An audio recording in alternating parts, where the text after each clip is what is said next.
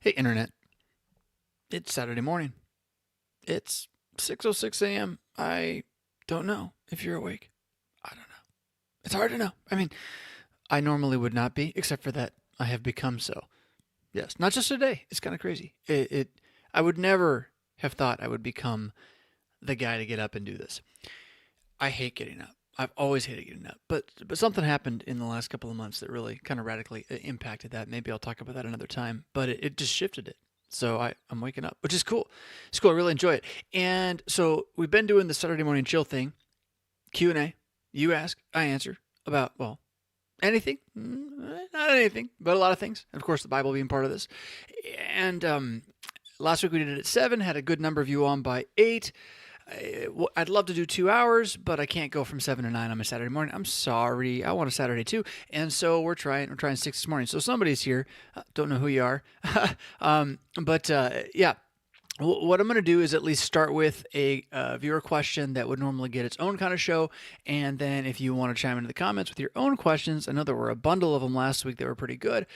Then we can pick up on some of those. Otherwise, I'll just have to go searching for other questions from the pile. So, what's up, Chris? How you doing? Do you sleep, man? You can't possibly sleep. Maybe you do. Maybe you do. So.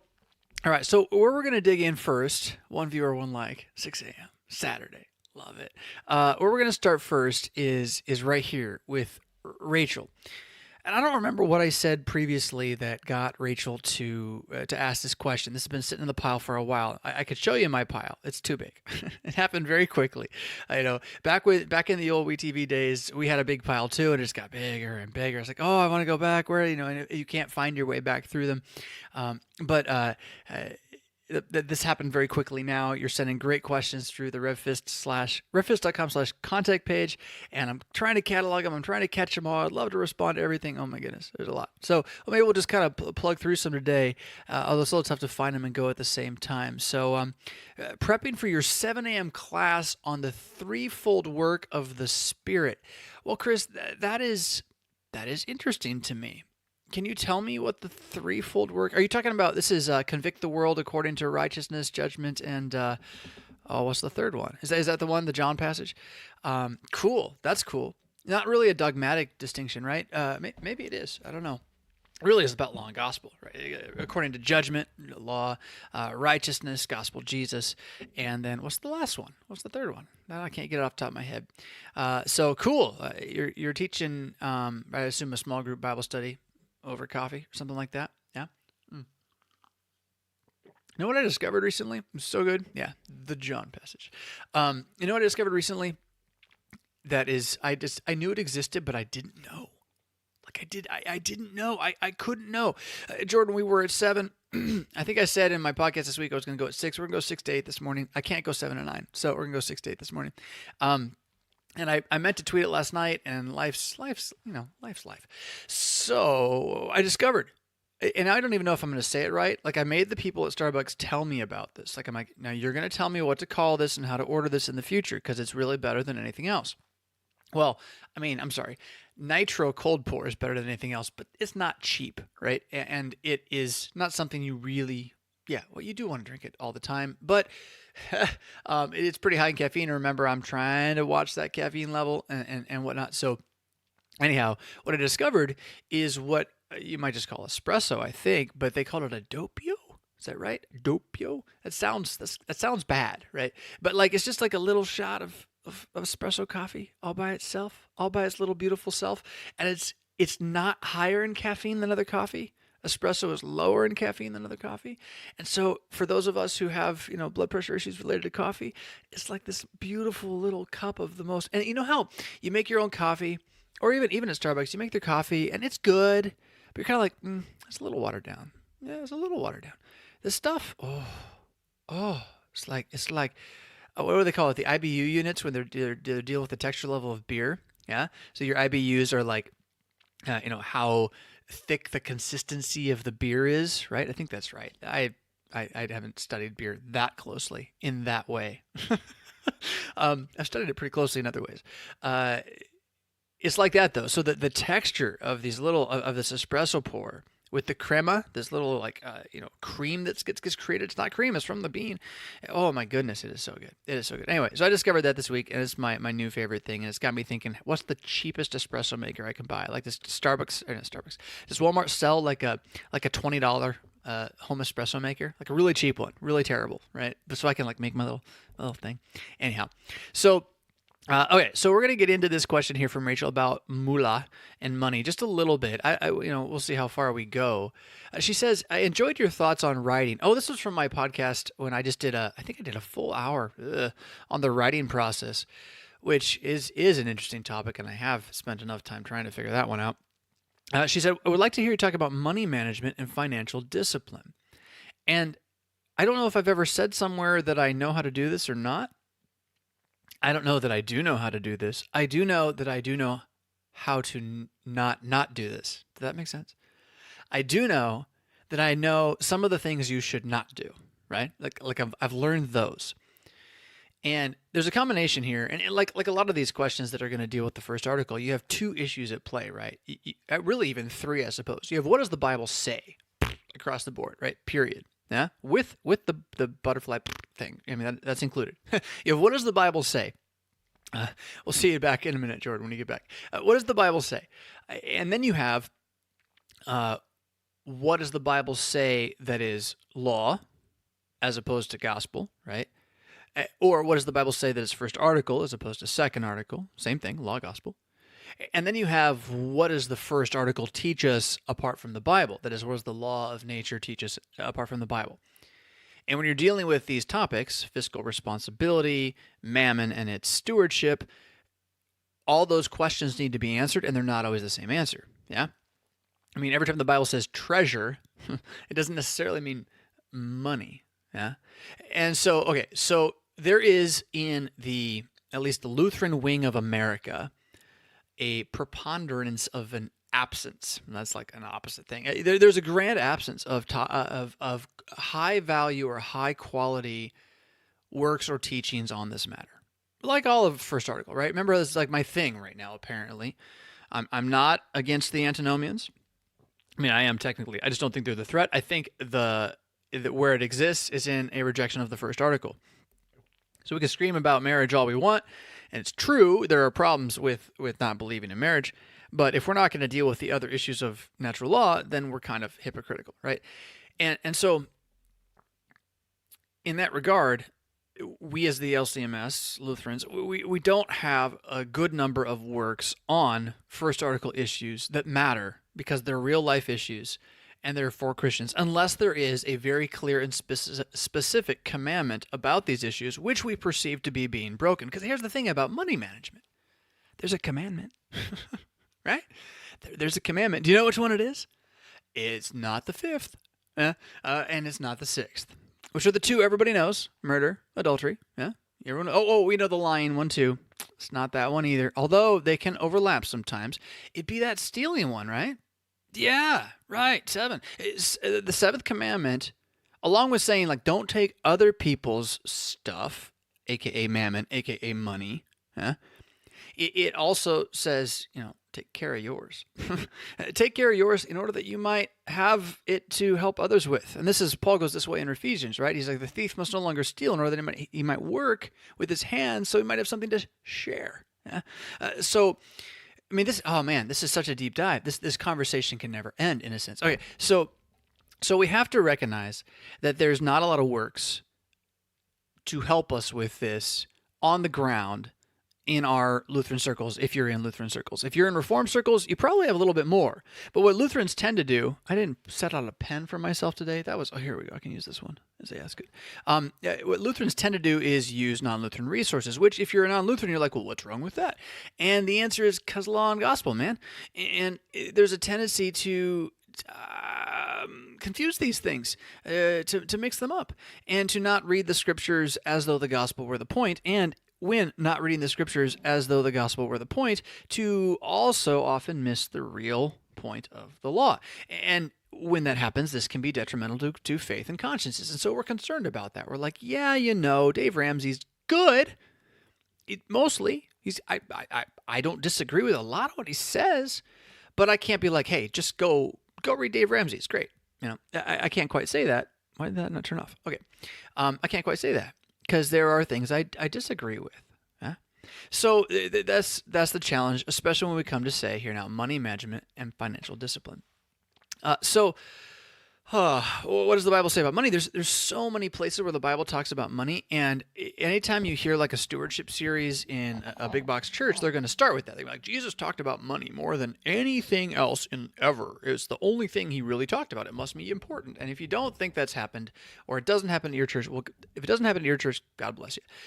I've seen it happen. In fact, when I was a pup, right? Not really like a big pup.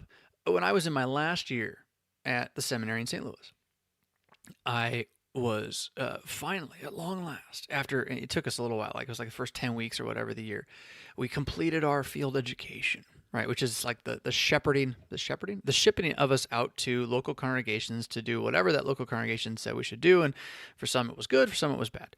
I mean, it kind of depends on your perspective. And then we were finally free for that last year, and you could do whatever you wanted. Some guys stayed where they were and kept helping. They were enjoying it. What I did was I tried to visit as many different congregations as possible. I wanted to see the widest possible swath of diversity that I could find. I was a little disappointed, I'll have to say, but that's a different topic. So I decided to go one time to the church. And by the church, I mean like the big one, right? Like the one that everyone knows, like they're the big successful church, and they don't do organ. let's just say organ. But everyone, you can't say that they've changed everything. They have a traditional service. Everyone insisted on this. They have a traditional service. It's on Saturday nights, so you got to go to that one. And so my lovely bride and I said, hey, we'll check that one out.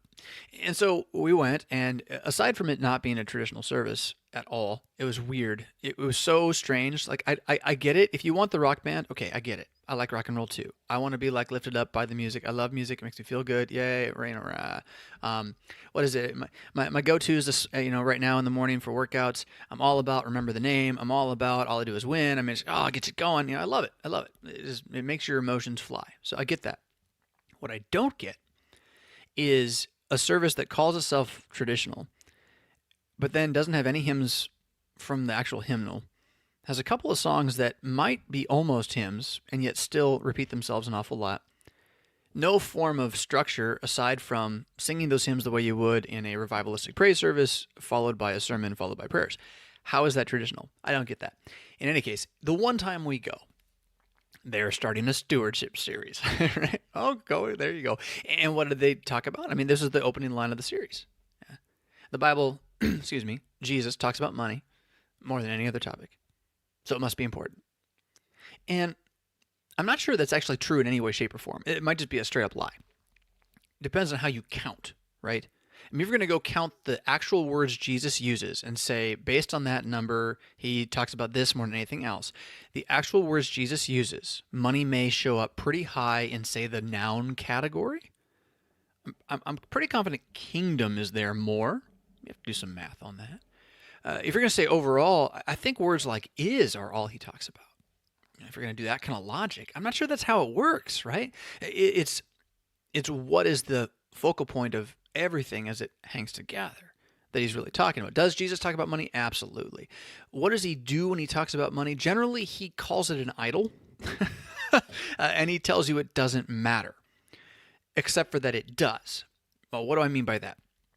It doesn't matter in that it has no reflection on or connection to your status before God or really men, except for sinful men.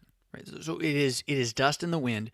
It is like all things in this life, flowers in the grass, and useful for the moment, but of no use whatever for the future. I shouldn't say that.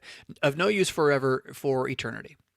I mean, it's useful tomorrow for the moment, but tomorrow's just the moment again, right? It's not an eternal thing. So it's not in a category of spirituality unless you make it so, and if you do, then it's an idol.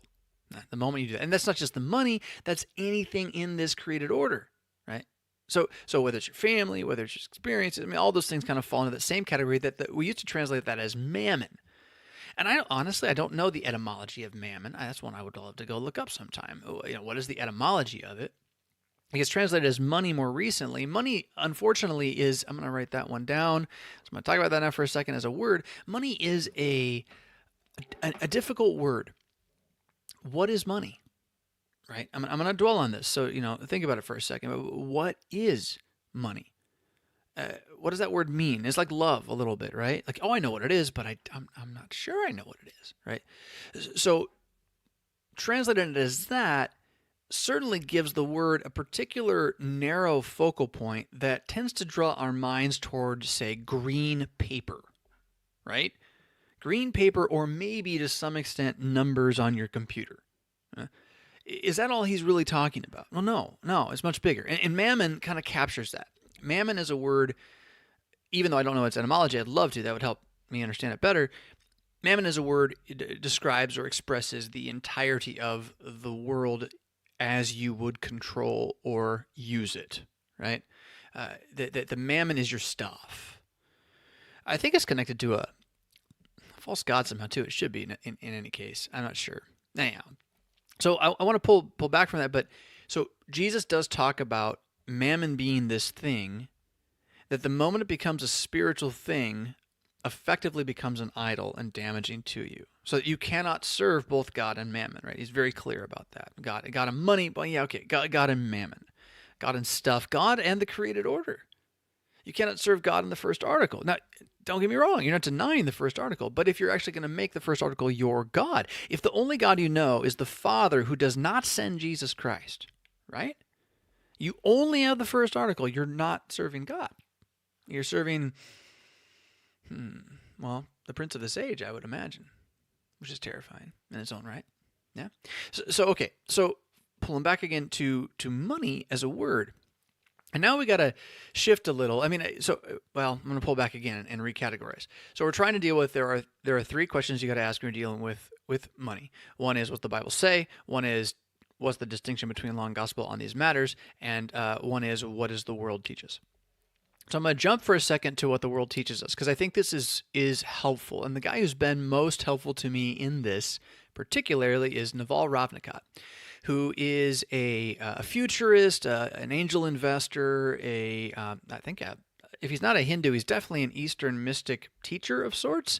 Mindfulness guy. I really like this guy. I love the way that he thinks. Would clearly disagree with him on religion, but really like the way that he thinks, and he's been very helpful, particularly in my mind in the cryptocurrency space, dealing with what is this Bitcoin thing? What does it mean? Is it trustworthy? Why would we need this? All that kind of stuff. And the question, what is money, is at the very heart of that conversation. What does it mean to have something that we call money, right? And I mentioned a moment ago that we got these greenbacks. We got this paper that we call money. And this paper is so important to us that if you saw it on the ground in the middle of a busy street, you would probably go grab it, right? Like, you see the bill. If you can tell it's a 1, you might leave it there. But if you don't know, you might go grab it, right? So that's how important this paper is to us. Isn't that weird? Why?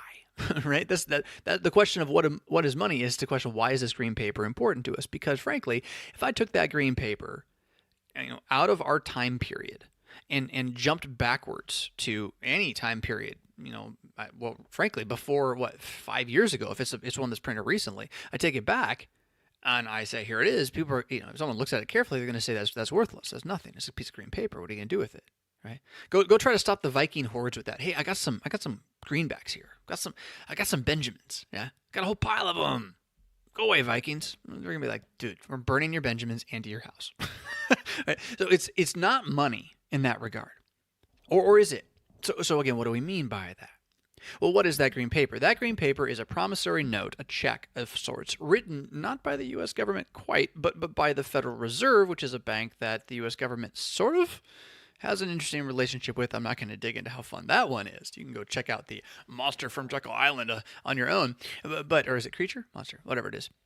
But long and short is, it is a loan from that bank to the U.S. that then is dispersed, which the U.S. backs as being able to be repaid by U.S. gold in theory, but not exactly. No, not really. The gold standard's not there, but we have a lot of gold and some power too. And so we say it's worth this much, so it's worth this much. It used to be backed by gold. That's a different thing. But to get to the idea, why do we trust it? We trust it because some authority has convinced us all that this thing is of value for trade, because this authority backs it by saying we will complete that value when called upon. Now, that value is no longer gold. That value is simply the word of the United States of America just saying we will complete that value, right? Which is interesting, and you can get into monetary policy and debate how valuable or how realistic a long-term economic strategy that is. That's not really the point quite at the moment, but the point is to understand that we trust it because we believe it has an authority that says it will make good on a promise to complete value. What is that value, right? What is the value that is being promised? Because this is going to get us to what the definition of money is. I love this too. I think this is really genius. So the real definition of money then, that value we're talking about is stored work, okay? Or stored product, stored value. So if you spend several hours for me doing something, yeah, and you give me that thing, I'm sorry, well, you do the thing, and then I want to say to the world, this person has given me this much value, and we owe this person that much value in return. That's what money is. Yeah. Right now we use green paper. They used to use gold and silver and precious metals. Yeah. Some places have used shells. I mean, there's all sorts of ways that this has been done in the past. But money then is a way of taking your time and shoving it into something that other people recognize as having already been given, right? Your time has already been given. Your value has already been created. And now they're going to give you some of theirs. That's what money is. It's the only way it works. Now, see, mammon's bigger than that, right? Mammon's much bigger than that. But that's money. And the question now is going to deal with money management. How do you manage this paper thing that stores the value of your time in giving it to others? Yeah. How do you manage this? And then the idea of financial discipline, which again is a different question and a different issue a little bit than, say, stewardship, the big Christian word that gets used when we talk about money. But stewardship also is also bigger than just money. The things that you are given to steward are all of your first article realities. You know, your time, talents, and treasures is like the old kind of, it's catchy, it's cute. I don't know if it's quite right. Things that are left out are things like your mind, your body. Those are part of stewardship too. Your family, those kind of things. I'm trying to remember off the top of my head. We do a 5-part thing here at St. Paul every fall where we go through 5 different edges of stewardship. Your prayers, that's where we start. Stewardship, and we call that one stewardship of your time, I think. I forget how it is. I try to twist it a little bit, like a lot of things, right, to tweak it so that the stewardship of your time ends up being your prayers. Well, wait, why is that? You know, and make you think about, well, because what's the most important thing to do with your time? Right? And then anyway, that's a different thing. The point is that it's much bigger than just money. Yeah, much bigger than just money.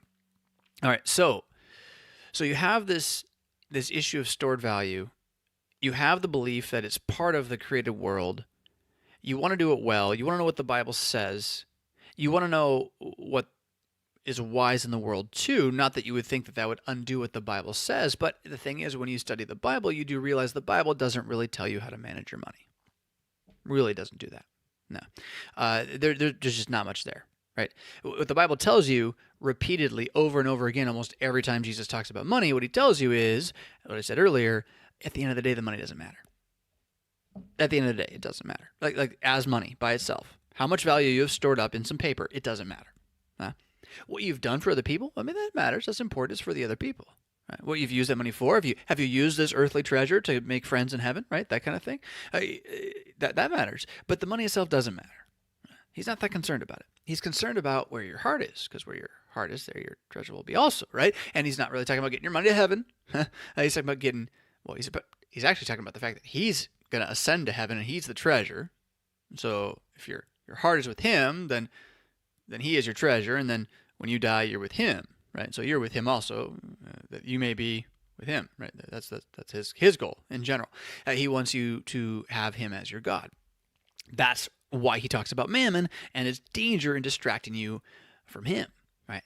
So that's the Bible's answer to this thing. Almost exclusively. I mean, you also just have thou shalt not steal. That's the other side of it. Right? So the mammon is, at the end of the day, vanity. By and large, helping your neighbor is not vanity when it helps them, but so far as you looking at it, it's always vanity to you, right? Your sin's always part of that. So that just has to be left where it is, and then, don't take other people's bat poo, right? Don't take their stuff.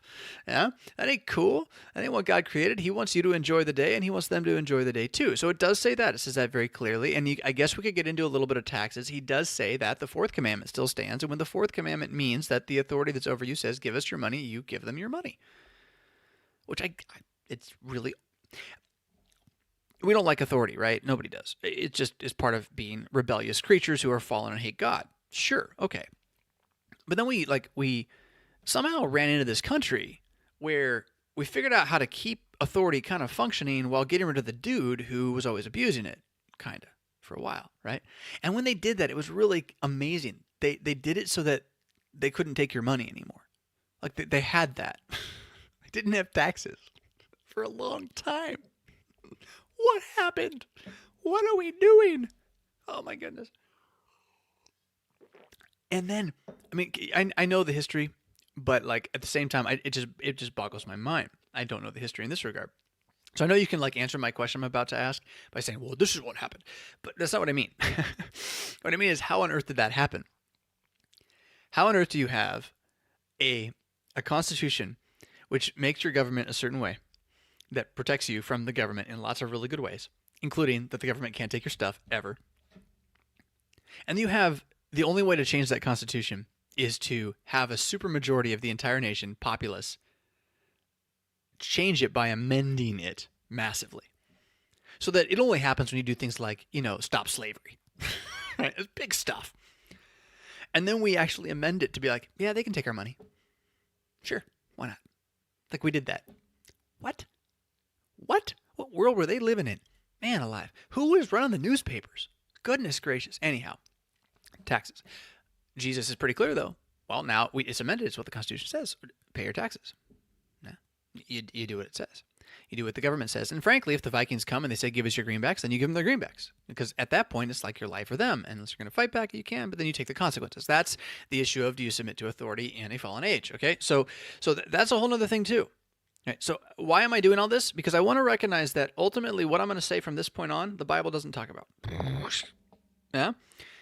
At least not directly.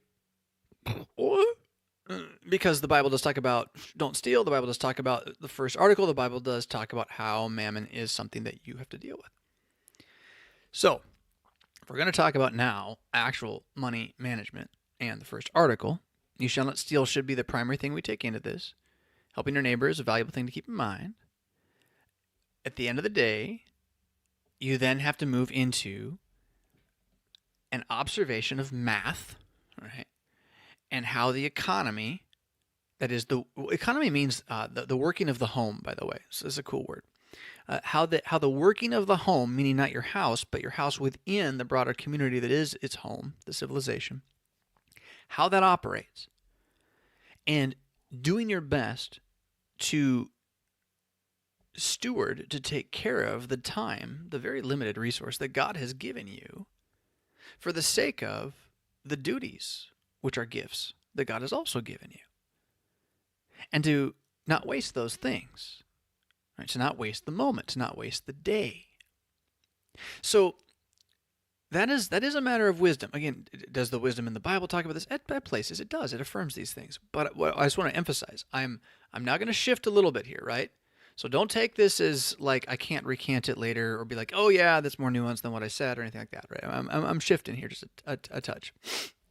So in this reality, I think there are two things that I would tell you, just friend to friend, father to son, right? There are two things that I would tell you that are like the most important rules for money management and financial discipline. Okay? Two.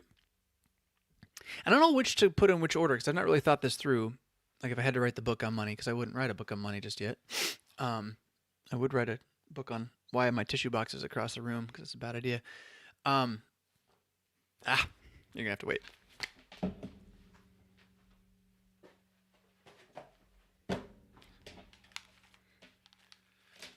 So I don't know which order to put these in.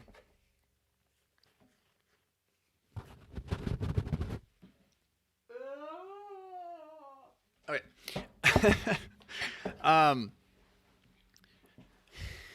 So I'm sorry for the silence. I'm struggling on that a little bit. Which of these to put this in? I think the I'm going to go backwards in terms of maybe what the right order should be mathematically to deal with what I think is the most essential nugget of wisdom here on this thing, which again it's not in the Bible at all, but it is profound to me, and it's massively changed the way I view almost everything about time and money. Mammon. Let's call it mammon management. It's like having a pet. My pet Mammon, right? It's this, and I may not say it as well as it could be said, but it's kind of a proverbial phrase. It is that the poor mind exchanges his time for money. The wealthy mind exchanges his money for time. The poor mind exchanges his time for money. The wealthy mind exchanges his money for time. Now, you can't just run out and just use that as your tool for every decision. But to understand what I mean by that is huge. It's absolutely huge. And it's sort of this. If you think about these two resources that are given to you, and if we're letting money strictly be the stored capacity of value, right? Time is not money. They're not the same thing. The stored capacity of value or work done. Which one can you always find more of? Or which one, to use Naval's language here, which is I think maybe helpful, which one is a zero-sum game and which one is not? Yeah? Is money a zero-sum game? Is time a zero-sum game? Now maybe I have to explain what a zero-sum game is. And in the midst of this, amazing, I'm going to blow my nose, I'm going to cough, and now I'm going to burp. That's great. Sorry. A zero-sum game means a game in which you have one winner, one loser, effectively, right? That there is no win-win situation in a zero-sum game. There is no way to increase the sum. You have to get to the bottom. There's only so much, right? So when you're sharing cake with your family, it's a zero-sum game. There's one cake, and when it's gone, right? If you were living on a spaceship with Star Trek life and you wanted more cake, you go, hey, computer, give me cake. And then they give you the cake, right? And there's more cake. It's not a zero-sum game because we have these food processors. I wonder what the health ramifications of eating, 3D printed food is. Is that 3D printing in Star Trek? Isn't that interesting? I'd never thought about that. Look at that. Anyhow. Which is a zero-sum game, money or time? And you might think, well, both. No. Time definitely is a zero-sum game. Like, the number of days and hours and minutes you got, that's it. And it's going tick, tick, tick, like there it went. That ain't coming back. And you only got so much. Now, if we're talking eternity, sure. We're talking right now. Talking management in this life. So, definitely a zero-sum game. Money's not that. You can always get more money. There's plenty of it. Right? And if you think of money not only as greenbacks, but shift money and wealth to being value produced, right? If I produce something of value, it doesn't necessarily have to take away value from anybody else. Yeah? It enhances the value of the world, and technology is only a corner of this reality. But the value created, depending on it, can be not eternal, I would say, but like a subsisting value. The guy who created the wheel. Like, no one had to do that again. No one had to spend time to do that again. It was done. We got the wheel, right? So that's wealth. That's real wealth. Right? That's real money. And so, which one's zero sum? The one that's zero sum is time. The one you don't get more of is time. The one you can always get more of is money. So why would you take the thing that you can never get more of and trade it for the thing you can always get more of? Why wouldn't you take the thing that you can always get more of and try to make use of it to enhance the thing you can never get more of? Now, that doesn't mean quit your job. You can't do that. You do have to eat. You do need money. But the perspective shift that this gives, I think, is central.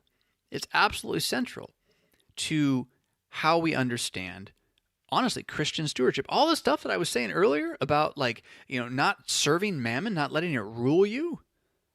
Well, then it means recognizing that the real gift God has given you in this world to steward is not your money, but your time. Your time is who you are, not your money. But your time is like literally who you are. So that's the thing to be concerned most with: management and discipline. Yeah, those two words on the screen. Point at the words on the screen. Remember, where is it? Pen, backwards. Management and, way over there, discipline. Right? Time is the thing to be concerned with.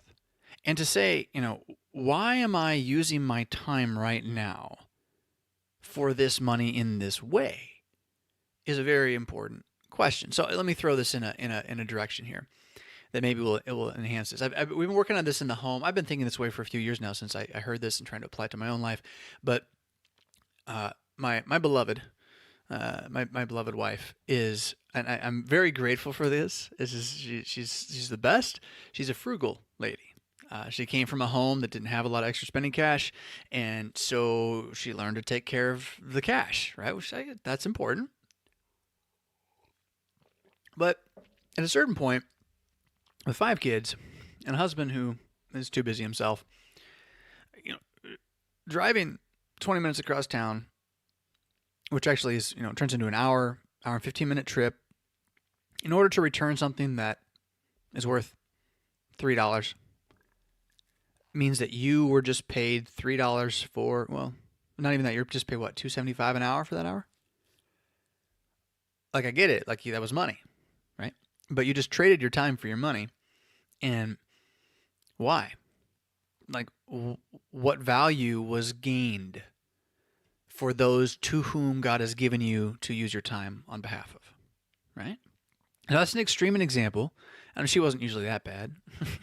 Well, sometimes, because you have this like habit, like, it's the right thing to do. I got to return it. I don't want to waste. I don't want to put things in landfills. Like, yeah, right. But, right, you're stuck in this spot, but you need to ask that question. Okay, so if I don't put this thing in the landfill and I burn the fossil fuels to drive over there instead, right? Who am I serving in this thing? And am I stewarding the real resource I've been given? So the first step to money management and financial discipline. Oh, someone didn't like me again. Oh, that makes me sad. That's such a distraction, but that makes me sad. The first piece of, now I lost it. You didn't like me, and now I lost my thought. Oh, it's awful. It was almost back. Okay, money time. Change time for money. Stewarding your time. That's it. So the first sort of like practical thing to do. Thank you. The first practical thing to do, if you want to talk about how do I begin managing the money mammon in my life, is to ask yourself, what's my time actually worth? Not what do I get paid? You might get paid less than what you're worth, but you should ask yourself what your time's actually worth. When you have an hour, what would someone need to pay you in order for you to say, I will give away that hour? Right? We don't usually ask the question, we just do it. Or we've got the job and it is what it is. But I'm not necessarily talking about the job. I'm talking about everything. What is the real cost going on? So again, let's go back to that, example of, returning the $3 thing to Walmart across town. So the hour that was just used for that $3, that seems, a little insulting to actually only get paid $3 to do all that work. I mean, would you do anything for $3 an hour? I mean, who would take that job, right? In the U.S. right now, I don't think anybody would take that job. Anybody, even undocumented aliens, maybe, but kids, maybe, So, what if that hour was like pulled out now for a moment and you realize that hour is from say 3 to 4:15 in the afternoon, and yeah, it's the hour you would maybe be working on dinner or what have you, but it's also the hour that all the kids would be sort of either getting home from school. In our case, they'd be largely done from homeschool. An hour that you would like to maybe have to complete another task around the home, or that project you've been wanting to just kind of work on forever that sits in the corner and you'd love to get back to it. And so you now have traded that block of time for $3. What would you pay to have that block of time? Like if you had $1 billion, you had so much money in the world but no time in the world, but you wanted to do that thing with that block of time, what would you pay to get that? How much would you give up to get that? So let's call it Friday night, 1 hour, the best hour of your life with your kids. What would you pay to get that hour, to have it this week? Nothing in the way, no problems, nothing stopping it. What would you pay for that? How much would that be worth to you? That should be the number you use to value your time. Yeah, would you pay $500 for an hour with your family doing everything they want all at once in the most happy way possible? Would you pay that much for that? Well, then you're worth that much. Life's worth that much. Now, I'm not saying you can go out and get this, but I'm saying it's how you should start thinking about what you do with your time, right? And if you're doing things that aren't worth that much, they aren't worth the value of your time. Now, maybe the kids one's like over the top, whatever, but it's not worth the value of your time. So for me, the thing I keep wrestling with here, right, on my own on this, is that I desperately, perhaps even idolatrously, but I hope not, fighting that one, right? I desperately want to write a fiction book. I really do. It's like the deepest desire of my heart. It has been since I was a kid. Like I tried like 3 times, like grade school and then high school, and then I wrote one kind of in college. It was really bad. And then I've come back to others and try, blah blah blah, and then life takes over. I have written other books, right? Hopefully you've read them. You should buy Echo. You can buy Broken too, but you should buy Echo. Have you bought Echo? Buy Echo. It's so good. Buy it. It's good. I mean it. Like I'm not being selfish. It's good. In all of that, I haven't gotten to this one like lifelong goal and dream that I have. And even like with the rise of YouTube stuff, like I realized about 1.5 years ago that I was, maybe it was even more than that, I was trying to do all this stuff with YouTube so that I could get to a place where I'd have enough of something, money, I don't know, influence, to be able to like write a fiction book because I'd have more time somehow by having created whatever value, that time was going to be given to me now, and I could now use it to write the fiction book. Excuse me with the mic. And I realized, like, that's stupid, Jonathan. That's completely backwards. So here you are chasing money, right? You're giving away your time to get enough money so you can buy some time to write some fiction. You idiot. Why don't you start valuing your current time enough that you say that fiction is the thing that is imperative? Right? Imperative to me. Now, I haven't actually gotten to that point because, what's imperative to me is serving my congregation. And it continues to be the thing that will take my time regardless of what other thing I would like to do. And I'm not really at a point where I don't think God help me. I'm never at a point where I can say, well, that's just a job. That I don't want to be in that world at all. But many of you are not living with a vocation or, an income that is also tied to your Christianity. Some of you maybe, but many of you are not, right? So you don't quite have the same approach or the same need or the same assessment you have to take. So the question is, again, what's your time really worth? How much would you pay? How much would you pay to have that hour to do the thing that you think is so valuable? Then start thinking about what you're giving away, the errand that you're running to save a dime, right? The proverb that really sums us all up, by the way, is penny wise and pound foolish. That's a big part of this. That's an old proverb there. So that's one of the 2 things. That trading your time to get money is to trade the zero-sum reality for something of which there is an abundance. Is to give away the thing that you can never get back for something that's always there. Okay?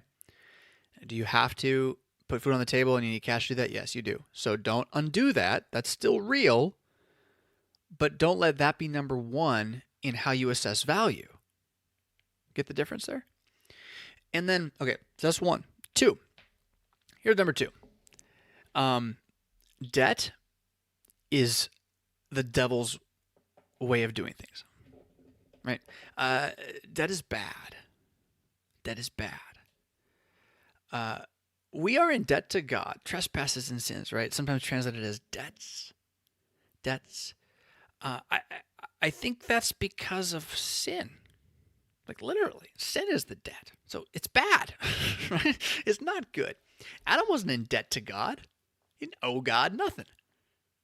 God just gave him everything and was going to continue to do so forever and ever. Amen. It was great, right?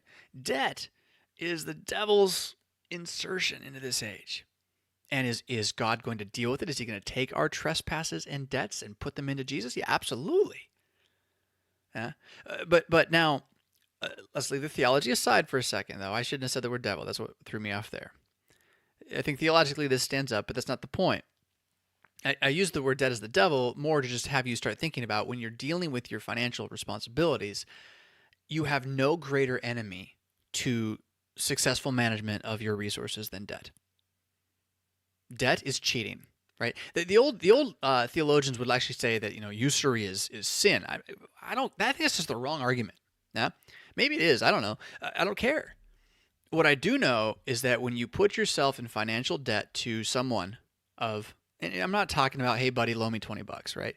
Although the Proverbs does say don't give it to him, but that's a different thing. I'm talking about when you go to a bank and you say, can I borrow something? Or worse, swipe that credit card, right? When you do that and you say, I'm going to borrow, and I'm going to borrow at, credit card, what? 14, 11, 9, 6% interest. And you go to the bank for that house loan, what, 6, 8, 4, 3?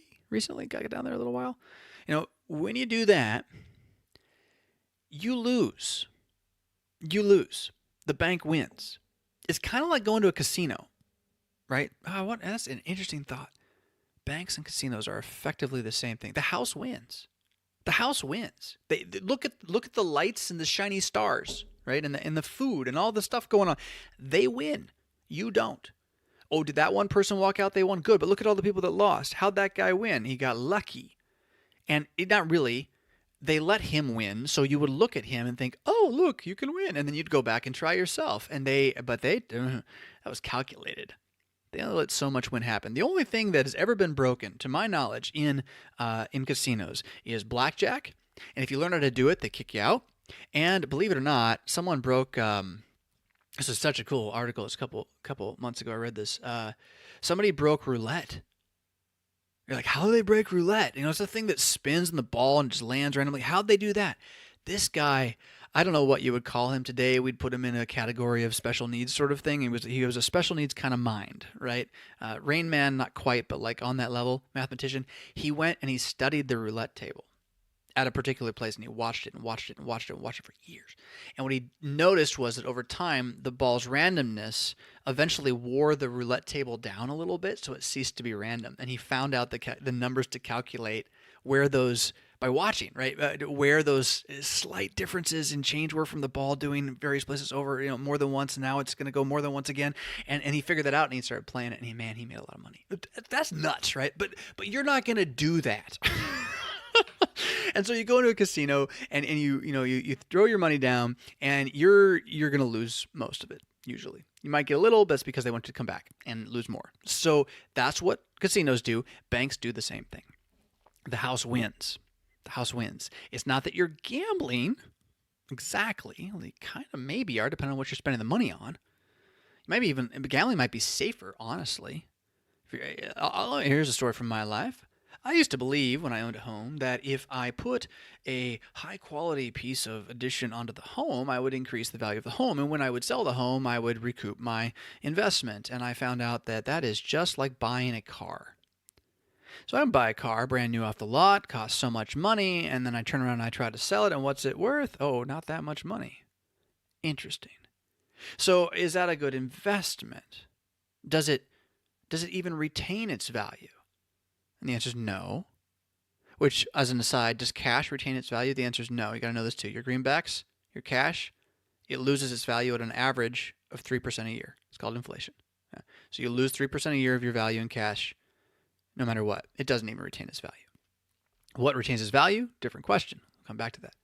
So let's stick with debt for a second. You got to know when you're sitting there and you go to the bank, and if you ever do this sometime. I don't love this. I do this, and it drives me crazy, actually. It's not every bank. It's not every federal credit union. But start looking at them, especially in suburbia, and start asking yourself, could that be a church? Like the building. Could that have been a church? Does that building look like a church a little bit? Maybe a small church for like who would attend there, but like kind of looking like it's meant to be established for a long time, somewhat set apart, everything the way it's supposed to be. Now that's marketing, but it's also true. Churches can't afford to do that, though. Why? Why can banks afford to do that? You know how expensive that is to maintain those facilities? Oh my goodness, that's so expensive. For like 5 people to be there every day? It's very expensive. So how are they doing that? Well, the answer is you're giving them your money when you borrow. That's how. Yeah? And it's a big game. It's a big game. And if you can learn that game exists, you can not trade your time to lose money in that game, but you can start using your money to try to be part of that game in a way that you win. Okay? That's called investing. So rocket science, maybe a little bit. And harder than like, well, okay, right? It's not that easy. But it starts with these mind shifts here. And again, the first mind shift is that debt is your enemy when you're trying to manage your time and your money. Does that mean you never have debt? No. I carry a little debt right now. I'll be very frank about it. I don't carry much. I've gotten out of most of it. I still have a car loan. Get this. This is impossible. I've tried to do this again and I can't do it. I have a car loan at 0%. Like, they're not making money on it. They're not making any money on it at all, ever. 6 years. What? That's why I bought it. I wasn't sure I wanted a Prius. But then again, well, it's not a bad car. And 0%? Really? I need a car. Wow. So I'm still carrying that debt. And here's why. Here's the thing. I'm at a point where I could actually pay that debt off. It's not as, we're 3 years in, halfway down, all this kind of stuff. I could pay it off.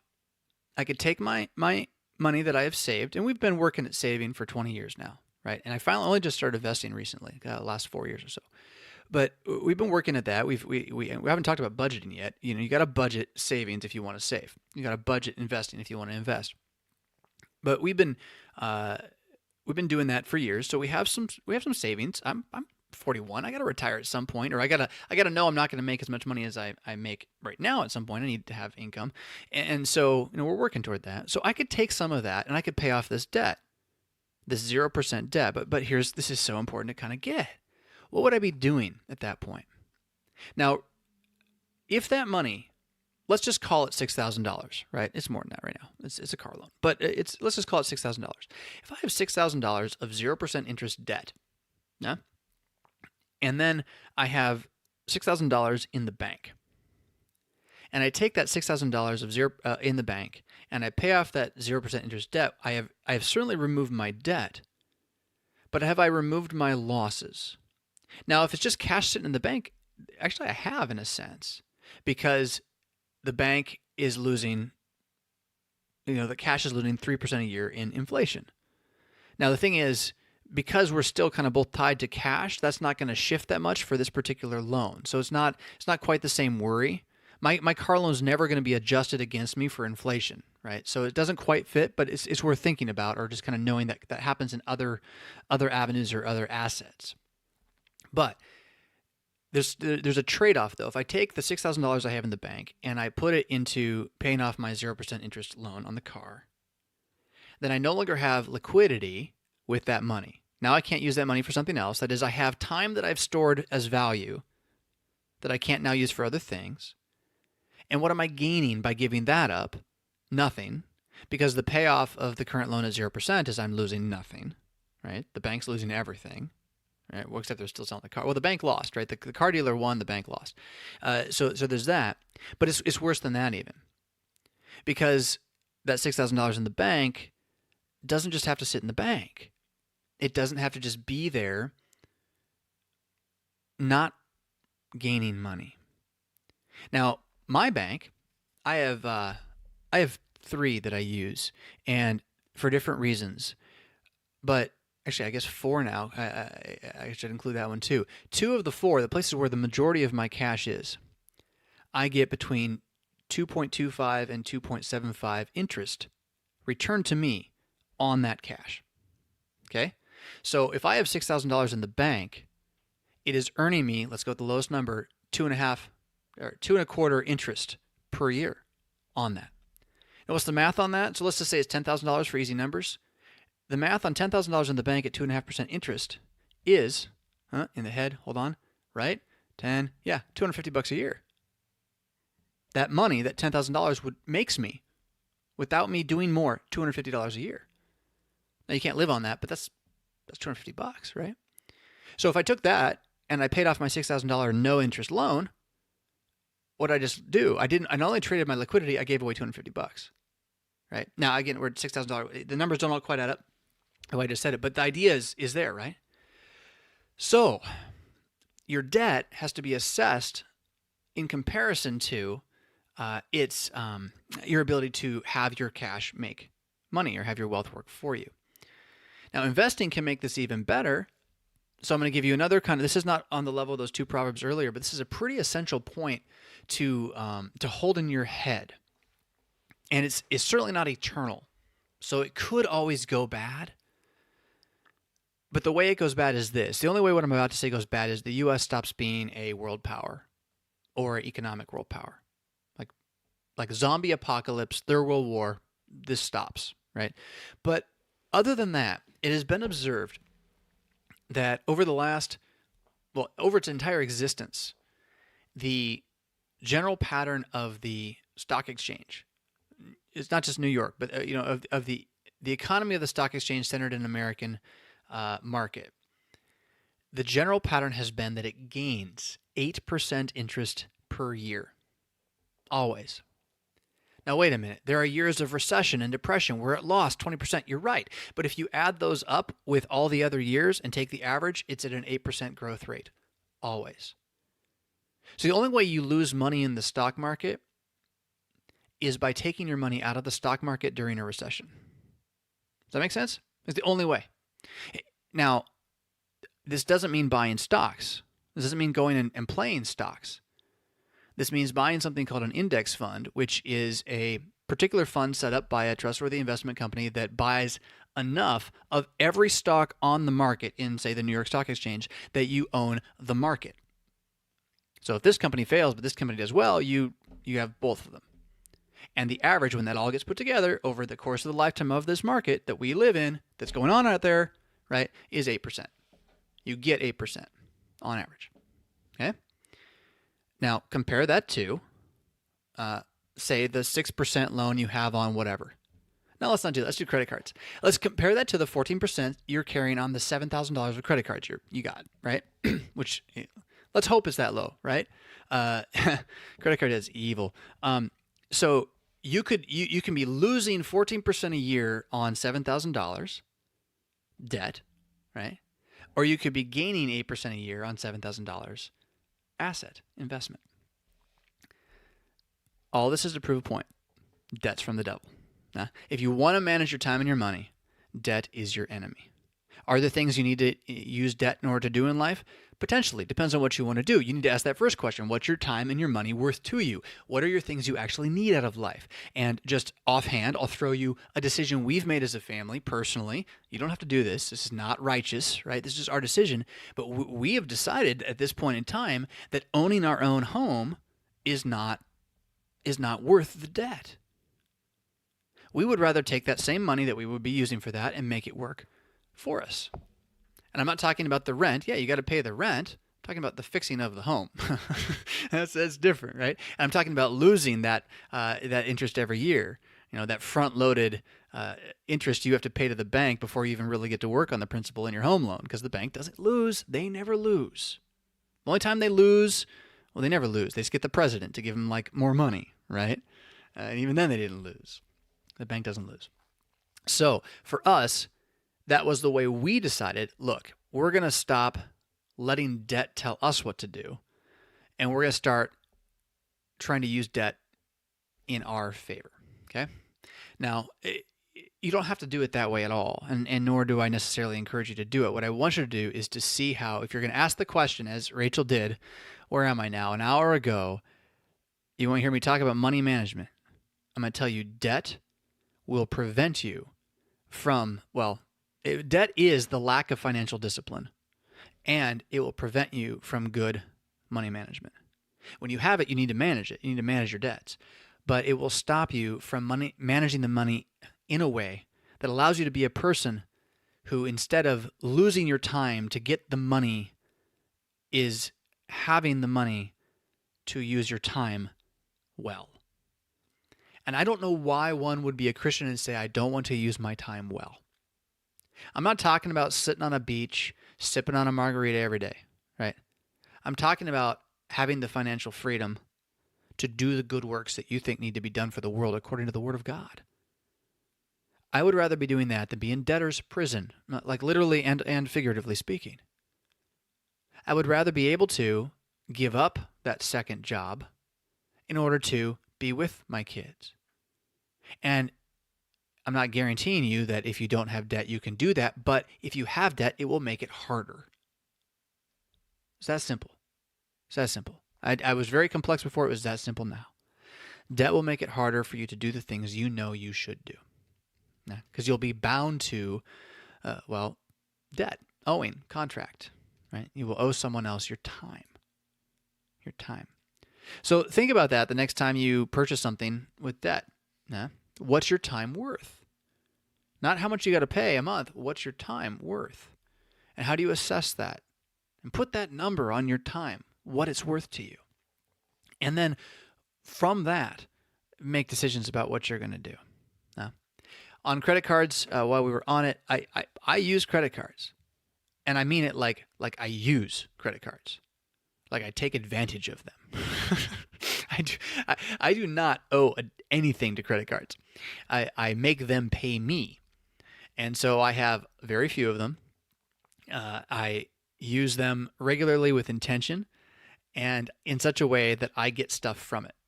So currently my favorite credit card is connected to Amazon.com, and it gets me anywhere between 2 and 5% in a bonus on every purchase I make with it. And so we put everything that we can possibly put onto that card, and on average we get about $75 in Amazon free stuff a month.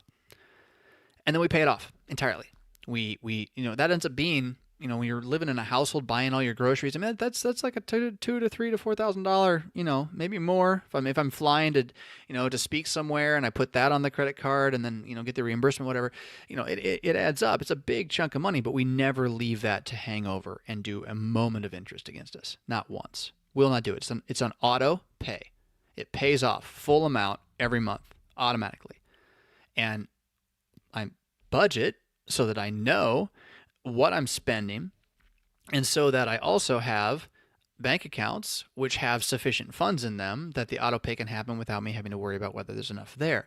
Now, getting there didn't happen like this. Getting there happened over time by learning how to budget. But my point is to say this. I have credit cards, but I don't use them for credit. I don't use them for debt. I use them to get these massive conglomerate companies to pay me to get other people to pay them.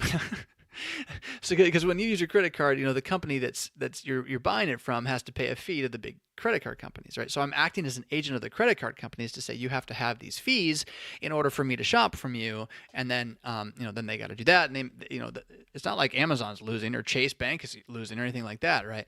So I'm acting as their agent. I'm a tax collector in that regard. But to use a credit card to actually purchase something, this is very dangerous because you're not dealing with not a low interest percentage rate. You're dealing with an excruciatingly high interest percentage rate, one that you will potentially never be able to escape from under, and certainly not if you're paying the minimum. The minimum will keep you there forever. Forever. Yeah? You don't want that. And so if you are, in fact, someone with credit card debt, I mean, you might be like, oh my gosh, what's going to happen? Okay, slow down. You're fine. I mean, easy. The answer is you need a plan to pay it off. You stop using it for things that you can't afford. And I mean, I get it. There are situations where you have no choice, but that new pair of shoes is a choice, right? That's definitely a choice. So you got to pay it off. Got to pay your debts off. Student loans is a whole other thing. It's in the news a whole bunch right now. It is the most dangerous debt you can take on ever because it follows you through bankruptcy, unlike all other debts. It is slavery to the U.S. government, those kinds of things. So I would counsel you to be very careful. I would not do it now myself. I did it once, but I paid it off. I would not do it. But you can just know what it is. Know what it is. It is not the government helping you. It's the government making money on you for the rest of your life, in all likelihood. Talk to someone who has student loans. Ask them. Find somebody at church who's like in their 40s, and ask them, do you have student loans? And they're gonna go like this. They go, yeah. That's what they're gonna do. And it's like, but isn't that how you got your job? Well, yeah, it is. But it's just be careful with those things. It's debt. Debt's from the devil.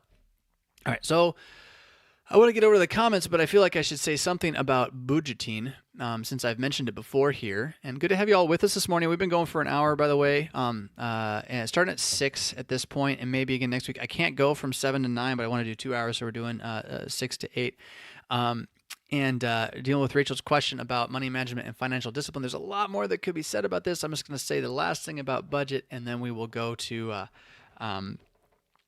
comments and see what you guys have been talking about.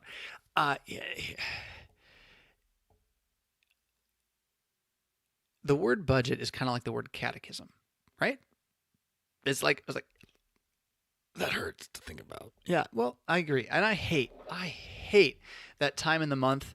I'm playing with this while I talk. I hate that time in the month when I have to sit down and work on my budget. I just despise it. I put it off. Oh, it's the worst. It's like 2 hours, maybe more, maybe less. I mean, I'm managing a household of 7, so there's a lot of stuff going on. It's just awful. I hate it. But you got to do it. You don't have to do it the way I do it. And I could probably do it a little bit easier. I'm trying to always find ways to do that. But the long and short is this. You have to know what's going out, and you have to know what's coming in, and you have to be able to see those two things beside each other, right? You have to be able to see whether or not you're sending more out than you're bringing in. If you can't know that, you're in trouble. You will be in trouble. You'll be in debt. You'll be creating debt, maybe without even knowing it. So you have to find a way to know what that is. There's all sorts of different hacks for trying to figure this out. People use jars with cash in them. You only can use so much, and you have to move it from one jar to the other. So if you want those shoes, you don't get to eat this month, that kind of thing. I mean, that can be very effective. I can not really speak to those as much. I can only speak to my own pattern, right? And what I did initially that I found helpful, this was as a young man in my 20s, and this is probably why it takes me so long and I haven't been able to extricate myself from this quite yet, is that I just kept the receipts of everything I bought. And at the end of the month, I added it all up and I saw where it went. And I looked at what I made and I looked at them next to each other. And then I started thinking about where, the categories were that I was overspending and how to limit those categories, how to spend less on that thing, right? One bit at a time. Now, when you're young and single and only making a small amount of money, that's a little easier to do than now when I have, I don't know how many receipts we have a month going through this place right now. So right now, to do this, we make use of an online program. There's a bunch of them out there. I've tried a bundle of them. I wish FreshBooks was available for homes, because I like the way it's set up. But we make use of You Need a Budget, and I don't like everything about it. So don't go run out and use it. It's got some issues, but the best thing about it is it does sync with your phone and your spouse's phone. So I can be standing at Starbucks and I can buy a $2 coffee and I can Doppio, and I can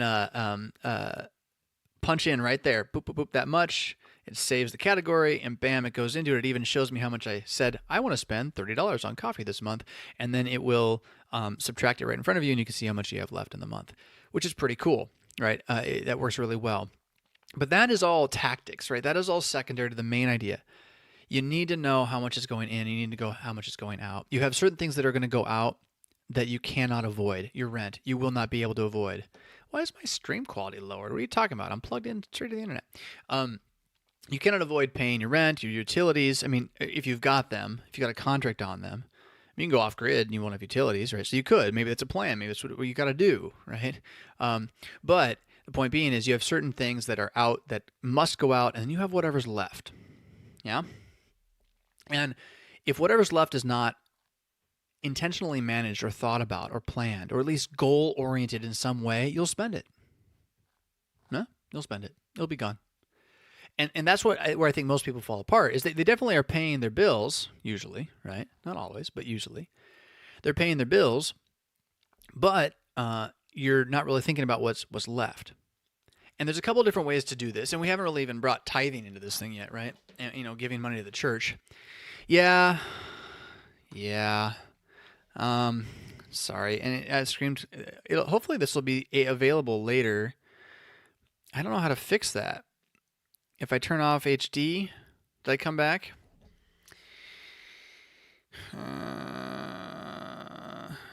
Pixelating part of the matrix. Yeah, I don't know why. There's no good reason. I wonder if my kids started watching something. I turned off that high def, so it's got to be local. No, if more of the Lutheranites, if you guys are multiple of you are having a streaming problem, then it's not you, it's me. And YouTube told me a moment ago that it had lowered the quality because of the stream, but that's gone away now. So hopefully I'm back. Hopefully you didn't lose too much there. There's like this little thing on my screen that looks like a giant mole on my arm that I know doesn't exist, so it bothered me. So it hasn't come back yet, huh? I don't know how to fix that. I can go to. I seem good now. Okay, good. Had to be a blip in the matrix, like literally. Okay, so knowing what goes out, knowing what comes in, having a plan. So you have the things that go out that you can't change, at least not soon. You can plan to change them, right? So paying off your credit card bills in the next 5 years eventually should be like a plan you have that you can't change. You're going to pay this much every month to get to this point by this time, and that doesn't change, and that's stuck. That's an out that's stuck. But then if you don't have a plan for what remains, if you're not going to do something with that other chunk, right, and know where it's going, at least generally speaking, you will spend it. Look, I have a category. I have two. Sorry, I'm laughing at myself now. Again, I budget. I use a program. I write out what I think I have to spend in the coming month. I take everything that's incoming and I put it against these categories and I say, this is how much should go into these categories, okay? And in these categories, there is a category called money I hope not to spend. I'm not kidding. That is what the category is called. Money I hope not to spend. It's about $300-400. How much do you think's left every month? It's usually gone. I mean, sometimes I'll get $25 out of that thing. Yeah. Often it's over. Oh, come on! Don't lower my stream. What's going on? Turn off the HD. Come on! Don't lower my stream. That was a good moment. That was funny. Yeah, I know it's been lowered. Internet connection is not fast enough. How is that even possible? Can you still hear me at least so I can keep talking? Okay. So if you don't have a plan for that money, the chances are you're going to spend it. That's the point. So you need a plan for where that other money should go. And if you want to have some that is, like what I have, that I know I'm probably going to spend, but I'm kind of trying not to, that's fine. But it needs to be a smaller portion of the overall picture. Yeah. And that's not food. Right? Like your food has to be your food. That you need to know you're going to spend that one, right? That kind of thing. And this is where then with what's left over, what category does this go into, right? What category do you put the money you give to church into? Where does that belong? Now, I would say that money belongs in things going out that you have to pay. Does that have to be 10%? Now, I'm not going to dive into Bible right now, but the answer is no. It should be.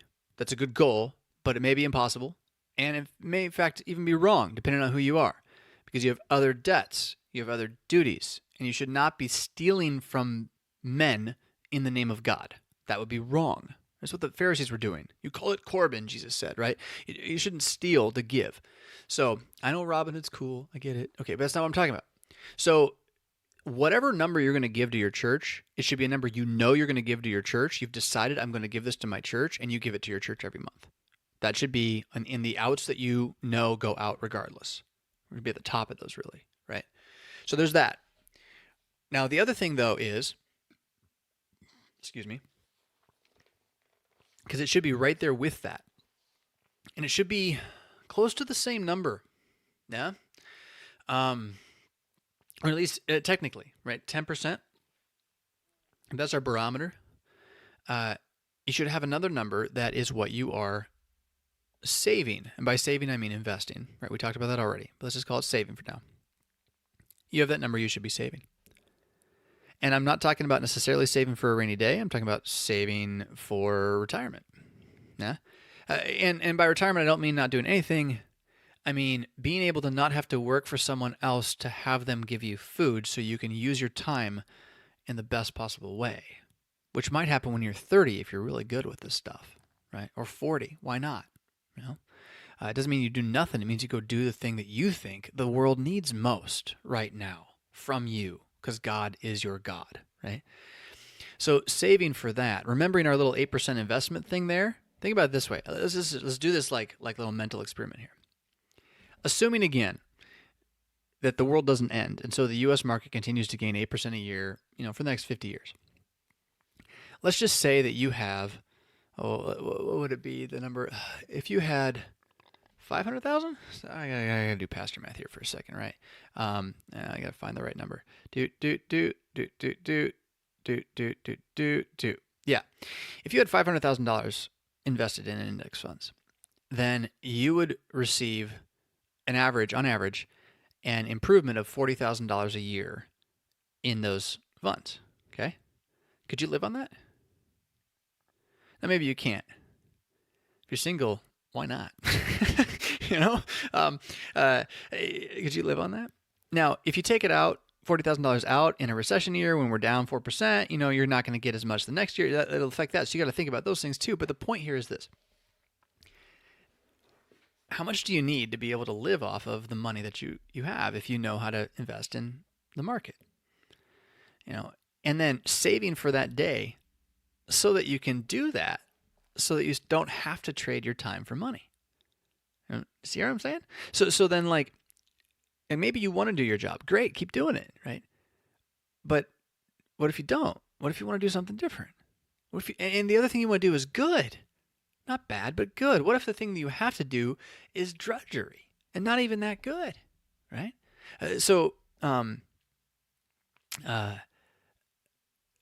Putting some money every month toward that reality is a pretty valuable thing. And frankly, I don't know how old you are right now. I mean, if you're like me in your 40s, you're probably not going to get to that point before retirement. And hopefully you can get to that point by retirement, because at some point you're going to be too old to do the work that they're going to pay you top dollar to do.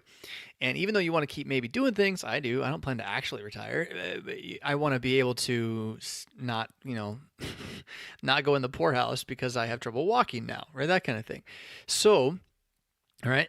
But if you're not in my bucket or later, right, and you are like 21. Do you realize this? Oh, hold on. Let's do this here. I don't know if I have a calculator to do this. You can find these things online.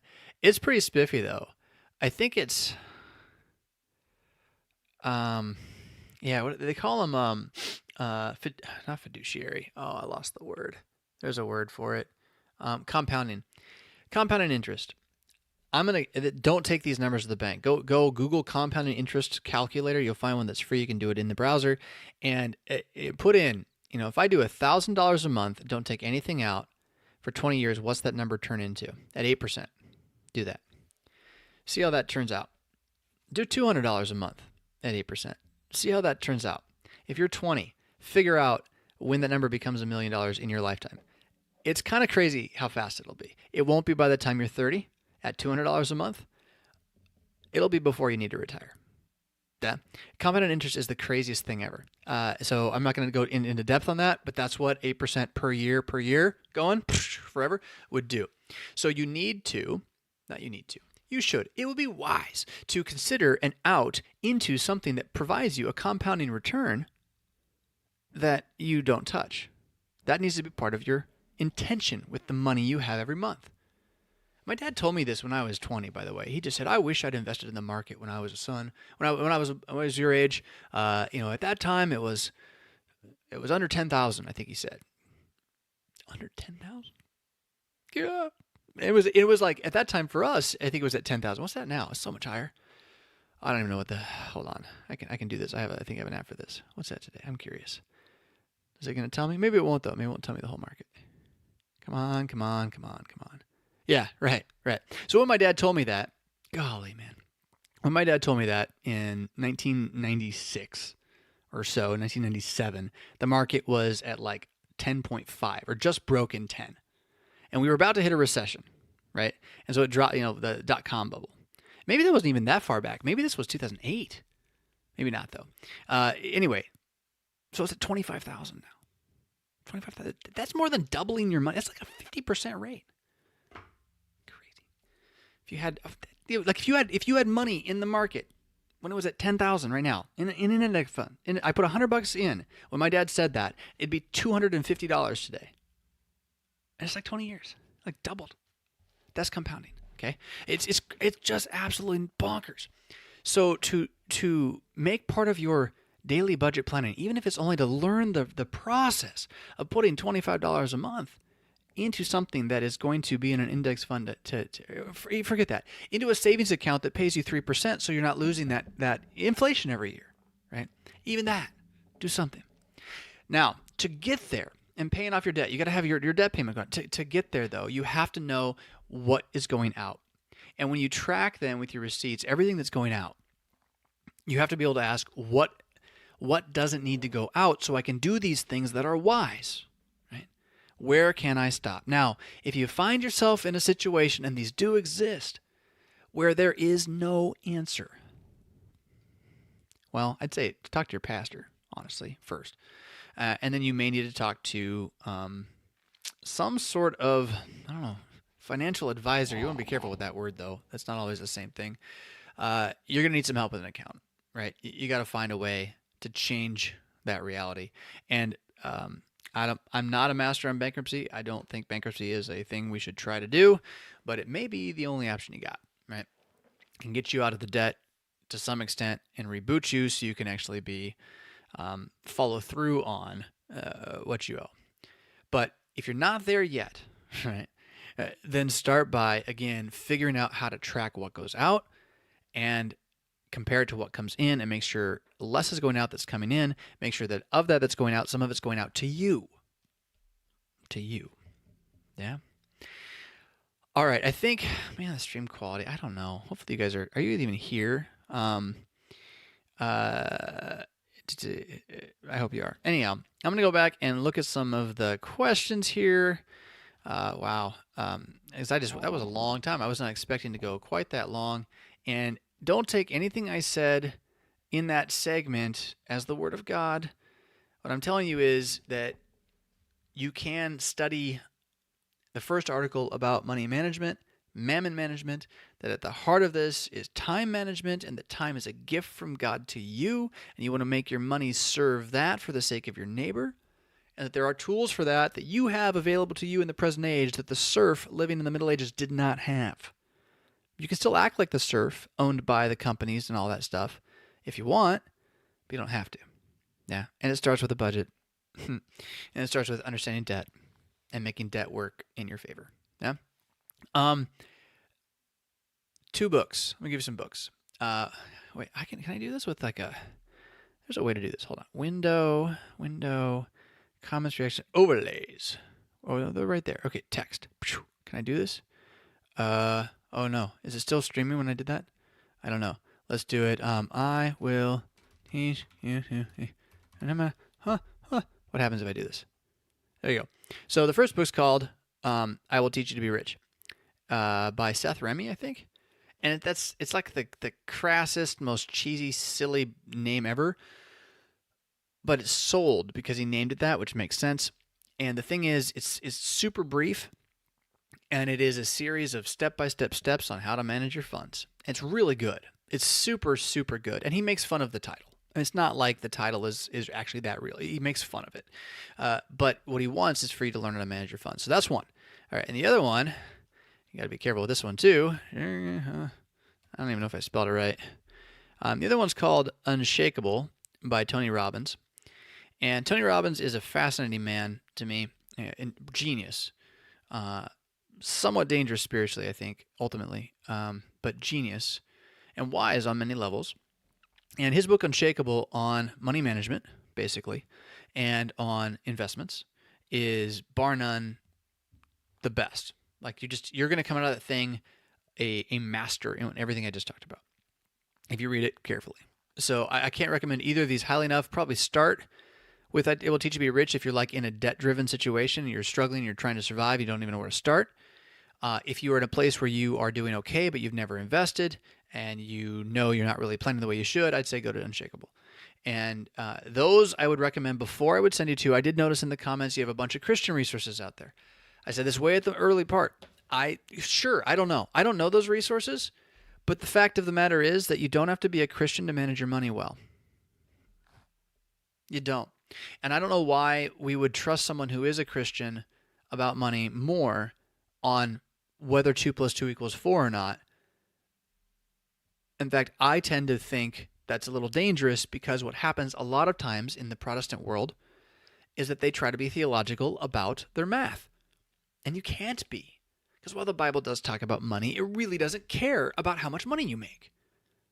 It cares about you not worshiping your money. So how would it ever teach you to be financially solvent? It's like, no, just pay your debts. I mean, that's it. Don't steal. Right? It's not going to teach you this stuff. So does Dave Ramsey do that? Does the other guy, Seth Burkert? Fine. I don't know. I don't know enough to say. But what I do know is that the errors that do exist in these two books are easier to spot than heterodoxy is in a squishy false teacher. I know that. So I would rather deal with the devil I know. Now, for me personally, the Protestant false teacher, I know him too, right? But do you? So I would rather have you go to somebody who, like Tony Robbins, there's going to be some like power positive thinking stuff in there. Nothing like you're going to make the universe obey you. None of that stuff. It's just going to be like, you can do it, right? Yeah, I mean, you can spot that. It's not that hard to spot, and some of it's not wrong. So I prefer the devil I know in that regard. And I'd rather have you know this devil, you already do in that regard, than send you to a supposedly Christian resource which may or may not actually even give you the real stuff, right? I think most of what Ramsey and Burkhardt talk about is don't be in debt, which I'm fully in agreement with. Duh. I know Ramsey is really big on don't use credit cards ever. I'm like, okay, but they pay me, so I'm just going to ignore that part. That's about all I know. Yeah, budget, you need a budget. Same kind of stuff.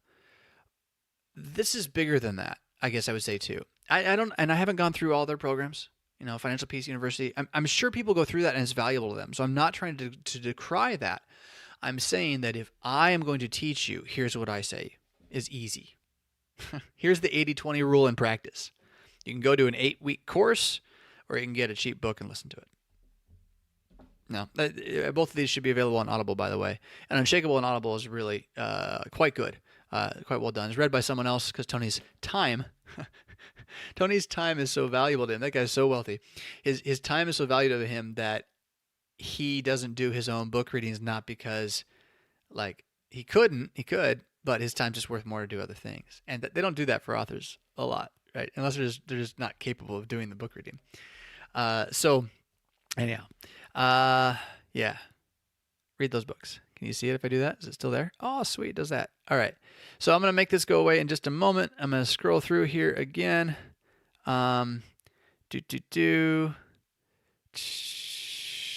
That's awesome. She may not even be here. Sarah came to when I taught this summer. Faith is stronger. You have more questions. I appreciate that, Sarah. That's cool. Thanks for joining in this morning. More way back. Top result. I was asking about the etymology of mammon. Looks like we got Noah. Check this out. From Latin, mamona, ecclesiastical Greek, mamonas, Aramaic mamona, riches or gain. So gain.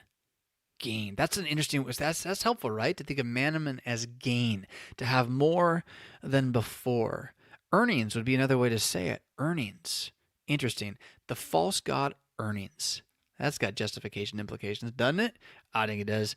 So the thoughts about Larry Burkett, I just kind of answered that. I haven't looked at that stuff at all, and my only exposure was when I was like 19, 20, and an evangelical, and they were like, "Don't do debt. You should read this." And I was like, "That sounds like a good idea. I'm gonna do a budget right now. I think that's what I'm gonna do." And that was it. So I have no idea with his stuff. Close to my second question about the Second Amendment. That was back when I was talking about the creating taxes that we did, which is crazy. What do we do if they come for the guns and property? Can a Christian fight back because of the Constitution? Yeah. Jeez. Thanks, Jordan. I should just say, I didn't hear you. I mentioned in my podcast released 2 days ago that I listened to, I'm still not even done with it, Joe Rogan interviewing Dan Crenshaw. It's a great interview. All over the place. Crazy stuff. And Rogan, as he is wont to do, starts talking about pot, and then starts talking about this to this congressman about pot and legalization, all this stuff, and then starts pressing him on whether or not he's done it and how much he's done. And Crenshaw's great. He's like, "I'm sorry, the mic, it's going. I can't hear you. What was that? I can't." And he wouldn't answer the question, but so it was hilarious. It was very funny. So did I make that go away? Where'd it go? So the Second Amendment. And what do we do if they come for guns and property? Yeah. You're in a pretty difficult situation there, is what I would say. And you have a choice to make, is what I would say. And your choice is this. Do you believe that the Constitution not only is your right, but is such a law of the land that it's your king? And because it's your king, you are duty-bound, oath-bound to defend it in such a way that you would take up arms against those who are trying to take away your arms. And if you are convicted of that reality, then yeah, you're going to fight back. If you believe that the Constitution is the law of the land insofar as it is interpreted in the present, and that the present practice is the actual law of the land and the actual authority which God has established over you, which has shifted a little since, say, Lincoln, states' rights, stuff like that. And they come and they say, we're going to take your guns away. And especially, even more so, if they come and it's the states that take your guns away, not the feds, but the states that takes your guns away. And you're convicted that that's their right and their duty to do that, well, then you're going to give them up. And I would say that if you're in either of those two parties, you really don't have a right to call the other person sinful. You can disagree with them vehemently.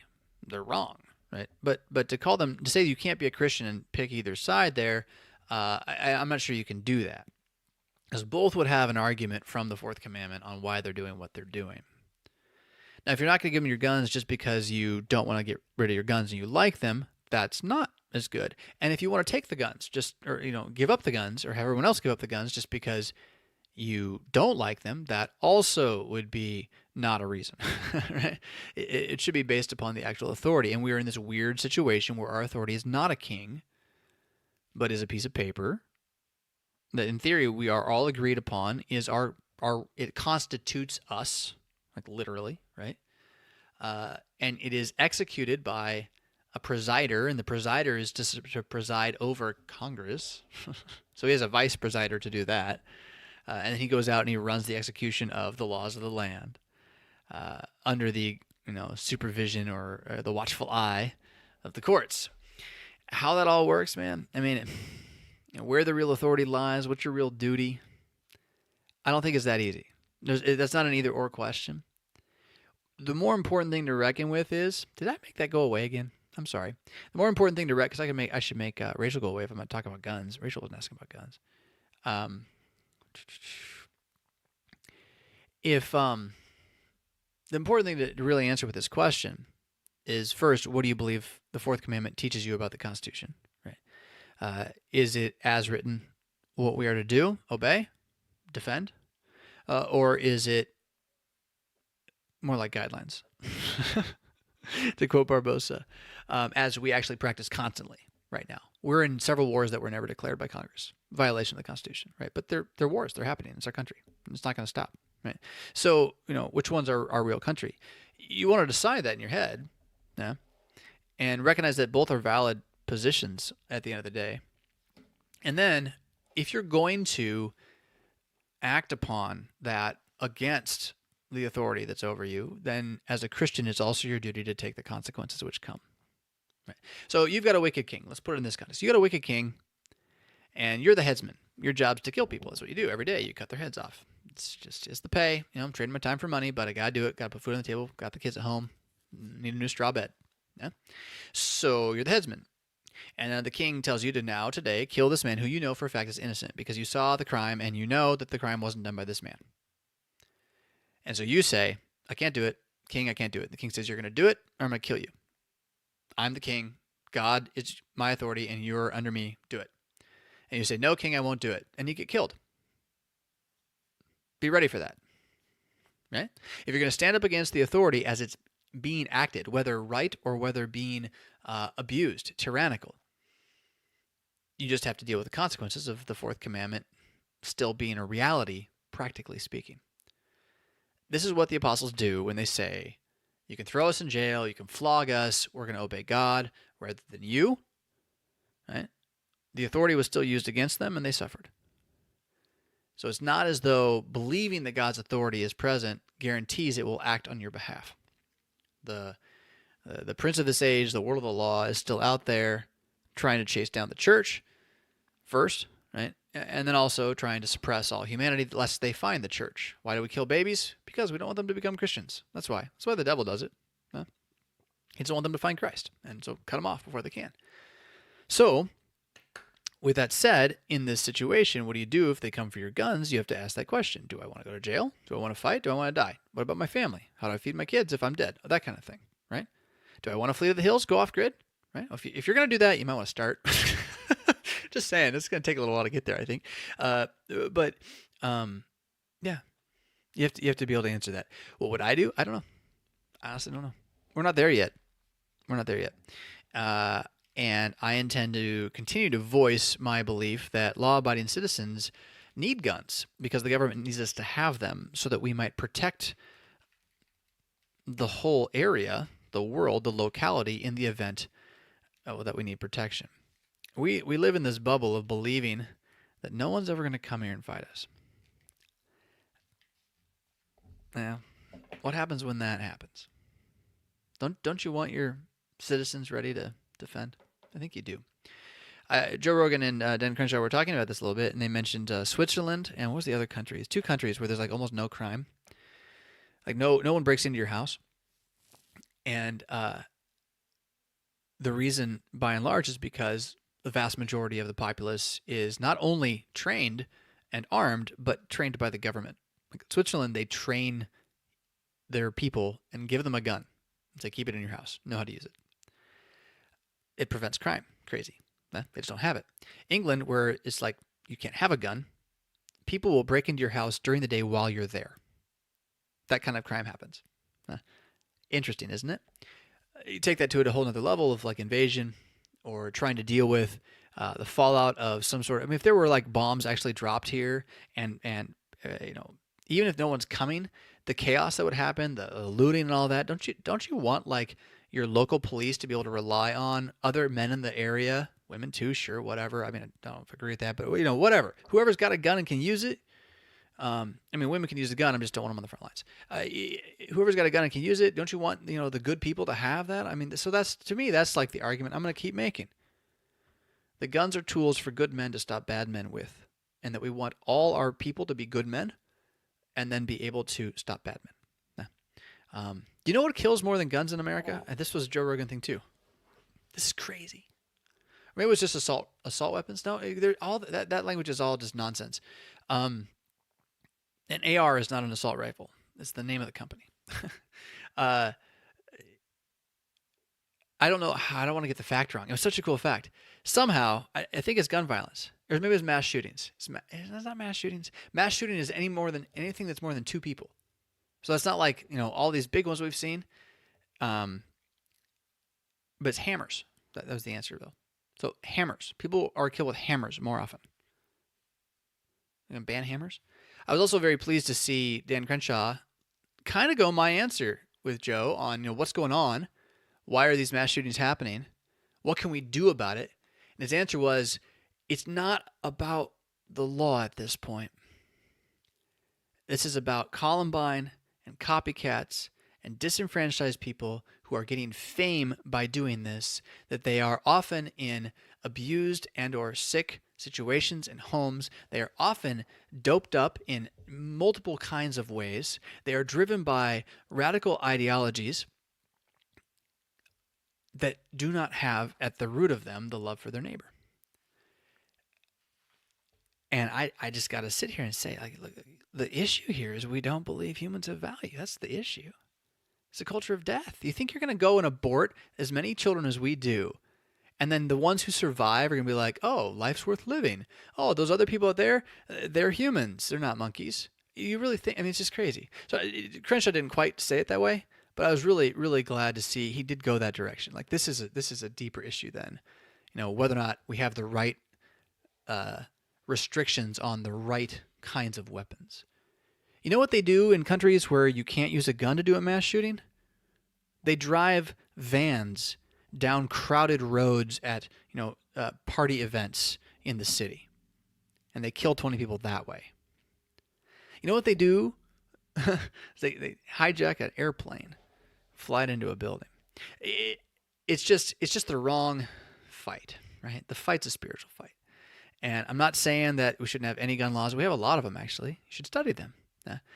I'm saying that you're not going to stop the evil men by punishing the good men. That's what it comes down to. All right, so let's see here. What time is it? 7:47. Rolling forward. Rearranging food replicators. Oh yeah, that was fun.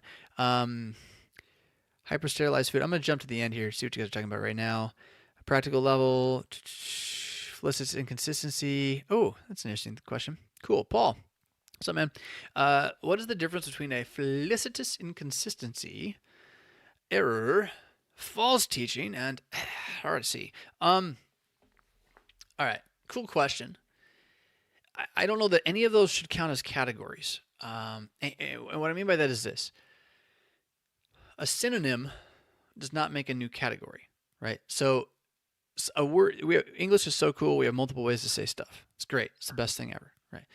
So I can say that it's cold and I can say that it's cool, right? And there's different meaning behind both those in different directions. That's awesome. So some of the way that we talk as Christians and or theologians these days in English is related to that more than to actual categories where there's a real difference. Right? So in all technicality, there is no difference between an error, a false teaching, and a heresy. It's the exact same thing. Heresy means false teaching, and false teaching means an error. They're all the same thing. Now, that doesn't mean that we don't recognize that not all errors are the same, and not all errors are created equal, right? That you can make an error, which is a lie of the devil, that he's planted in your mind, that in fact not only is not as big an error or as dangerous an error as another error, which is much bigger, but may even not even harm you. Okay? So that's the felicitous inconsistency.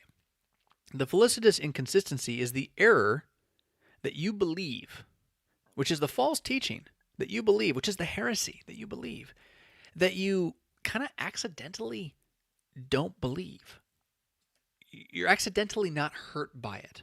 Now, it's not that you don't believe it, it's that you don't believe how it undermines what you do believe, right? I don't know if I can come up with an example really. Oh, yeah, very easily. Okay, so you believe that the body and blood of our Lord Jesus Christ is not in the bread and wine of the Lord's Supper. That's a heresy. It's a heresy. Straight up. False teaching. Lie of the devil. And yet you still believe that Jesus Christ is risen from the dead. He is your one and only Lord and Savior. He has justified you by grace through faith alone. And when you die, you shall go to be with him. Well, you believe that too. Okay, well, those two things don't line up. Okay, if you do the math, if you do all the Bible math, they don't line up. The non-Jesus being present in the Lord's Supper undoes everything else you think you believe. But you don't know that. You never did the math. Okay, that's the felicitous inconsistency. Happily, you didn't do the math. Don't do the math then. Actually, do the math and then repent of the false teaching. That's the real thing to do. So, will a felicitous inconsistency never do the math on you? No, it might. It might without you even knowing it. So they're dangerous still. It's not like it's happy. Go ahead, continue being a heretic in this way because it just can't possibly harm you. No, a little leaven leavens the whole lump. When you believe in justification but have nowhere to go to get it or to be assured of it, eventually you start to doubt your justification. That's just the way it goes, right? And the Lord's Supper is there, so you can't do that. Well, okay. So it's not as though it can't harm you. It certainly can. It certainly will. Not necessarily will. It will harm someone. Huh? But it's still an error. It's still a false teaching. It's still a heresy. Heresy now, as a word, we don't use this word much because we don't want to be mean. I'm like shifting my mindset on this, by the way. I did a tweet recently about like, what if we started thinking, like honestly just tried, not for the world, but just for me. I'm going to try to start thinking that closed communion is the coolest thing ever. That it's not a doctrine I don't like. That it's not something that bothers me. That it's actually really awesome. What if I believe that? Because I don't.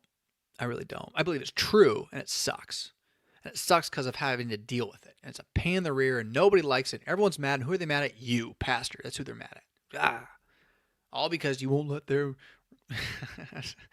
I'm sorry.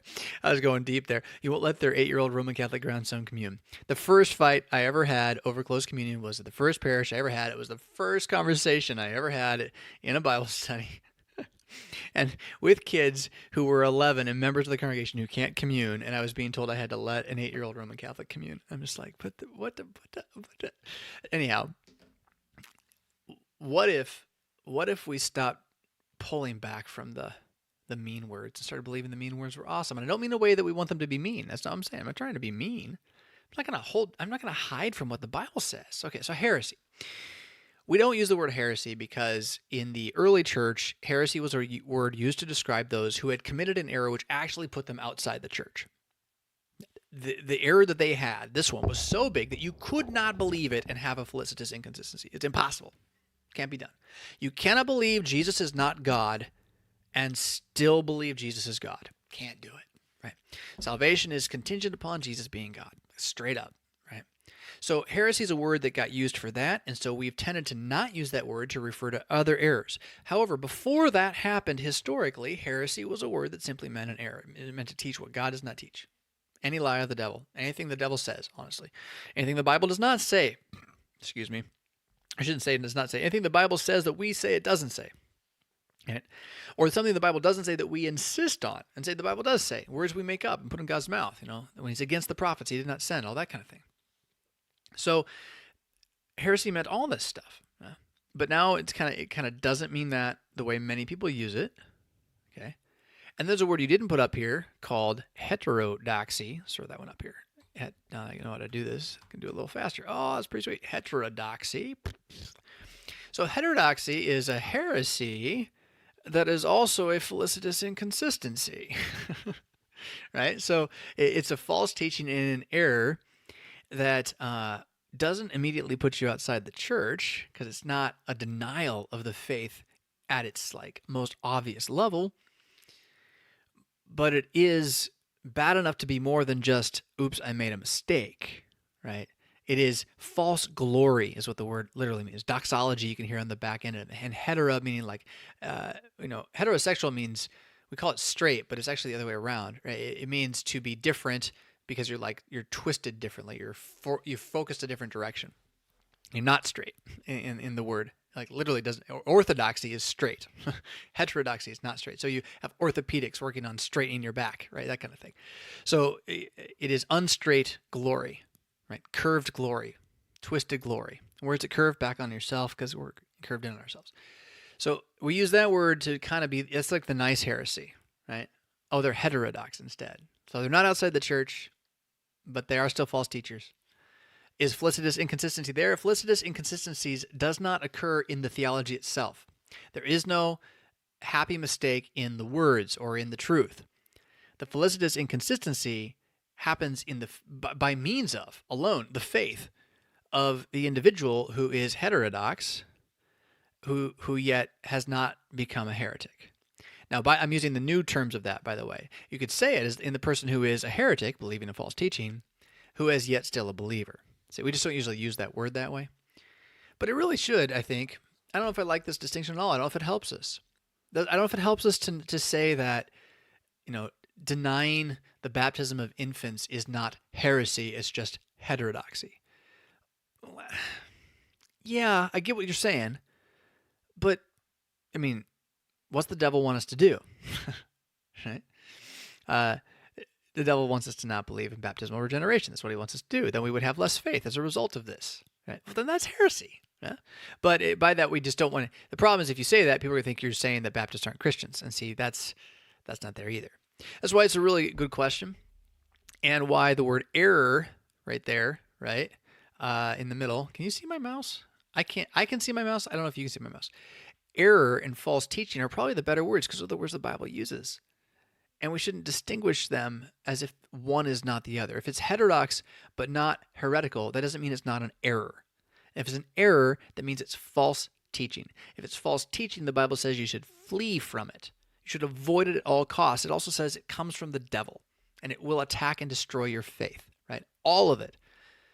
Thankfully, God is so good that when we do this, he still saves us. He's sufficient enough to overcome it. The words about the resurrection of Jesus and grace are stronger even than our false teaching that undermines them theologically, that is or I should say dogmatically, as we confess it in the math of theology that we do, but is not enough to stop the people on the ground in these heterodox / erring / false teaching churches, not enough to steal their faith entirely so that they remain believers. Yeah? Cool question. Hopefully that helped a bit. Is there a number estimate for too much? Tracy, are you still here? I can try to do this one, but I'm not sure. Oh, no, you're asking Annabelle a question. I don't know what Annabelle said. I'm a program of the Matrix. That's fun. Yeah, I was going to tweet some Matrix today, by the way, off of somebody else. Consolidating debt. That's what you guys are talking about. Back on that. It's more, so I've not had to do a lot of this. I would be so take my advice with a super grain of salt on this one. But if you have a great amount of, I don't know if it matters how much debt you actually have as a number. It's what is it consolidating to? Because banks will charge you a fee to consolidate sometimes, right? So it's like, I used to get, I still sometimes will get these things, right? The credit card company, because they know you're paying your bill every month, will send you like these checks. And they're like, you have a line of credit. You can write this check. You can take your other debt, pay it off, and get it on this check. And then you'll only have a 8% interest on it then, which I'm like, well, I don't have anything that's bigger than that. So why would I do that? But if you do look at the fine print of that thing, it's not just the 8% that you're moving it to. So let's say you had a 14%, you can get it to the 8%. You could do that with that check if you had a high enough line of credit, but then they're going to charge you 3% immediately that is not part of that 8%. Like there's a transfer fund of it's going to cost you 3% to get there. So depending on the number, I mean, that can be a pretty big number, right? So the fine print's pretty important, and I imagine Annabelle has something in mind that's connected to that. You want to read the fine print. You don't want to trust the bank. I don't know how else to say that. You need an advocate. Yeah. And I mean, Tony Robbins in his book will talk about this. Look, it just says heterodoxy underneath my name. This is awesome. There you go. Someone meme that. Yeah, right? I know. In his book, he talks about, the fiduciary responsibility of people who are called financial advisors. And he's got more details on this, and I haven't memorized all this, but someone who makes their living as a financial advisor, I think they have to be called a fiduciary. Unless they are fiduciary, there's a particular thing that they have. They are not by law required to act in your best interest. Just let us sink in slowly. They are not by law required to act in your best interest as they advise you to do investing with your funds. Let it sink in. Remember that you believe in original sin, which means that humans don't act in the interest of others by nature, unless compelled to by the law, and that they're not required to. And think twice about that stock he said he should buy, because he might just be getting a bonus for as many as he sells. Yeah? So again, Tony Robbins' book Unshakable has more on this, and listening to a fiduciary rather than a financial advisor and whatnot, and what all those loopholes are. Your accountant is a little bit different than that. So if you're dealing with debt consolidation, but point again, the banks are making money, so be very, very careful. That's the point. All right, so Gorman, you just showed up, man. I'm done. I'm getting out of here. You want to hear me talk? Am I done? Can I go? The pros and cons of homeschooling in a podcast. Well, Meredith and I were out last night chatting. Finally got a date. Oh my goodness. First time in maybe 2 months that we got a date. And we went out and we sat down and we each had a couple lists of things like, oh, we haven't talked about these things. And one of them was, hey, we got a podcast on parenting again. What are the topics we need on there? And so that was not one. We didn't have a lot of time to do this brainstorm, but that's one I'll try to get on there. Just talking about pros and cons of homeschooling. Yeah, it's a good thought. Good thought. Tracy's still here. Rock your baby to sleep. Oh.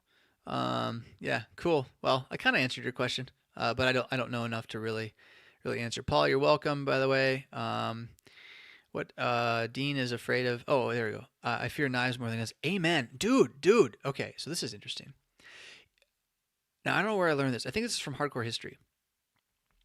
I think he has a big segment of this. I don't know which episode it's in.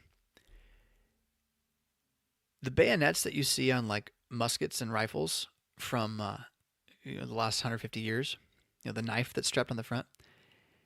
What history has shown is that before people will use them, they run away.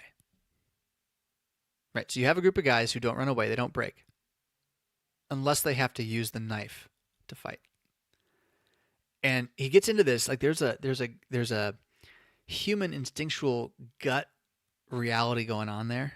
It's not just about I don't want to stab him, although some of it is. If I stab him, now I feel what it's like when I get stabbed, or I risk it, as opposed to shooting. It's like the drones a little bit, right? You're further away.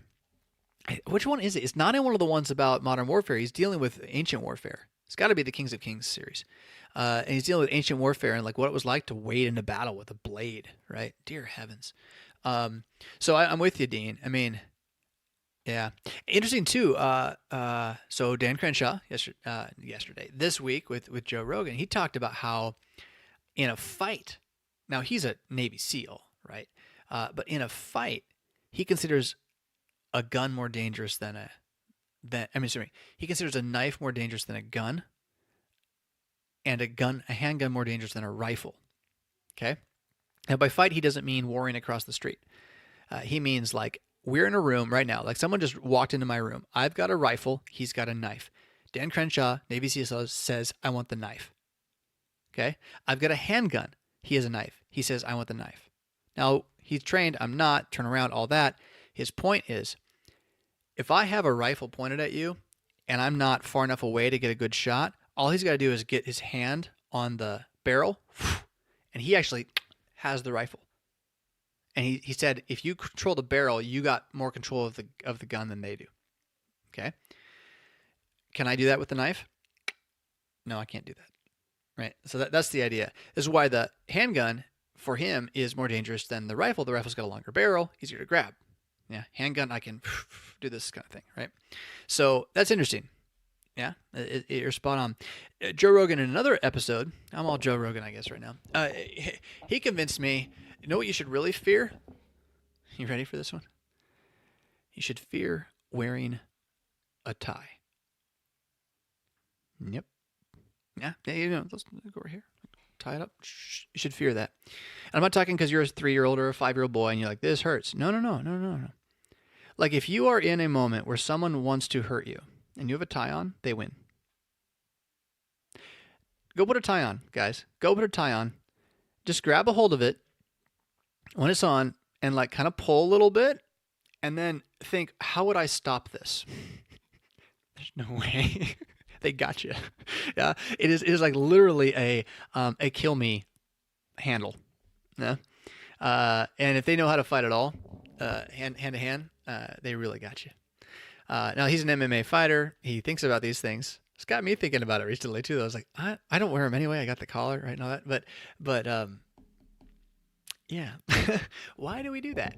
Well, gentlemen don't have to fight. Well, that's probably why. So yeah. All right. Ties are a slip knot, but a bow. Oh, yeah, right. He's talking about the long tie. Yeah, bow ties. Bow tie, whatever. I don't know. Yeah, good stuff, guys. I'm going to go ahead and take off. So next week, should be back. Same bat time, same bat channel, 6 a.m. to 8 a.m. Monday morning chill. Still working on a bunch of other things like logos. I mean, I kind of got a little logo going on. The newsletter, if the Lord is good to me, will release on the 1st of September or close to it, and Monday, the 2nd of September. And the newsletter is going to be initially not about everything and anything. It's going to be focused upon the lectionary, in particular the lectionary Old Testament focus I'm doing for the year, but then also it is my hope to weekly have a short video, that does a very brief overview of all the lectionary texts. So I'm going to try, it's the goal. We'll see. Don't hold me to this, please. But the goal is in about 8 minutes, 9 minutes, we're going to look at the 3-year lectionary, all 3 texts, the 1-year lectionary, all 3 texts, and the Old Testament lectionary I'm doing, all 3 texts. It will be high points, how to preach it, how to hear it, boom. And so what I'm going to be doing, though, is you will not be able to get to that video if you're not on the newsletter. You with me? So if you want that video, you got to be getting the newsletter. The link will be there. Right? It'll come in your mailbox. You click the link, boom, there's the video. I'm trying to get you to sign up for my newsletter. Yeah, but that's there. That's coming. And Lord willing, I got to figure out a couple things, and lots going on. And I don't know if you can see. Did you notice, by the way? Remember how I was talking about there was that one video, all the mess. It's missing? Where'd it go? The bookshelves. We are completely changing the way our house is laid out at the moment, which is chaos. I got to go do that right now. So yeah, sign up for the newsletter. Link below. Podcast was just out this week. I went mad on a number of things. Talked about falling off the horse of, what did I just do? Falling off the horse of evangelical preaching and getting into first article things and talking about them and the dangers theologically. So worth listening to there. I forget the other one. If you're already signed up, it means you were signed up for my old newsletter probably. So you can get mad and not sign up, or you can be just signed up already. What was it? What was the other thing? Like, subscribe, share. Are you guys sharing any of this stuff? I mean, Saturday Morning Chill is a little hard to get people to watch, but share it. Say I talked about money or something like that. It's pretty important that stuff gets shared if it's going to grow. And if you listen to the podcast and you want it to grow, heading over to iTunes and leaving a review, leaving 5 stars on that or what have you. That's all very helpful, very important. So like, subscribe, share. Oh, what's the other one? I have a whole list now. I made a list of things I'm supposed to say every time. I need to make a video that does it for me, which is like even more work. But it's like 15 things I need to tell you every time. Right? Go buy my books and don't pick your nose and all this kind of stuff. Yeah, if it literally won't let you sign up, it means you're already signed up, right? Which means that you either already did it or you did it way back when. So like 2 years ago, I had another newsletter, and you're signing up for the same list, right? I'm kind of going to start with the same list. So that'd be why that's like that. So yeah, and the link is below in the description of the video. I forget what else. There's one other thing that's like really important to say. I don't know what it is. Oh, Patreon. That'd be it. Patreon. Yeah, if you like what I do, let me know it. It's part of my income at this point. Makes the world run on this end of things. So it's based on the podcast.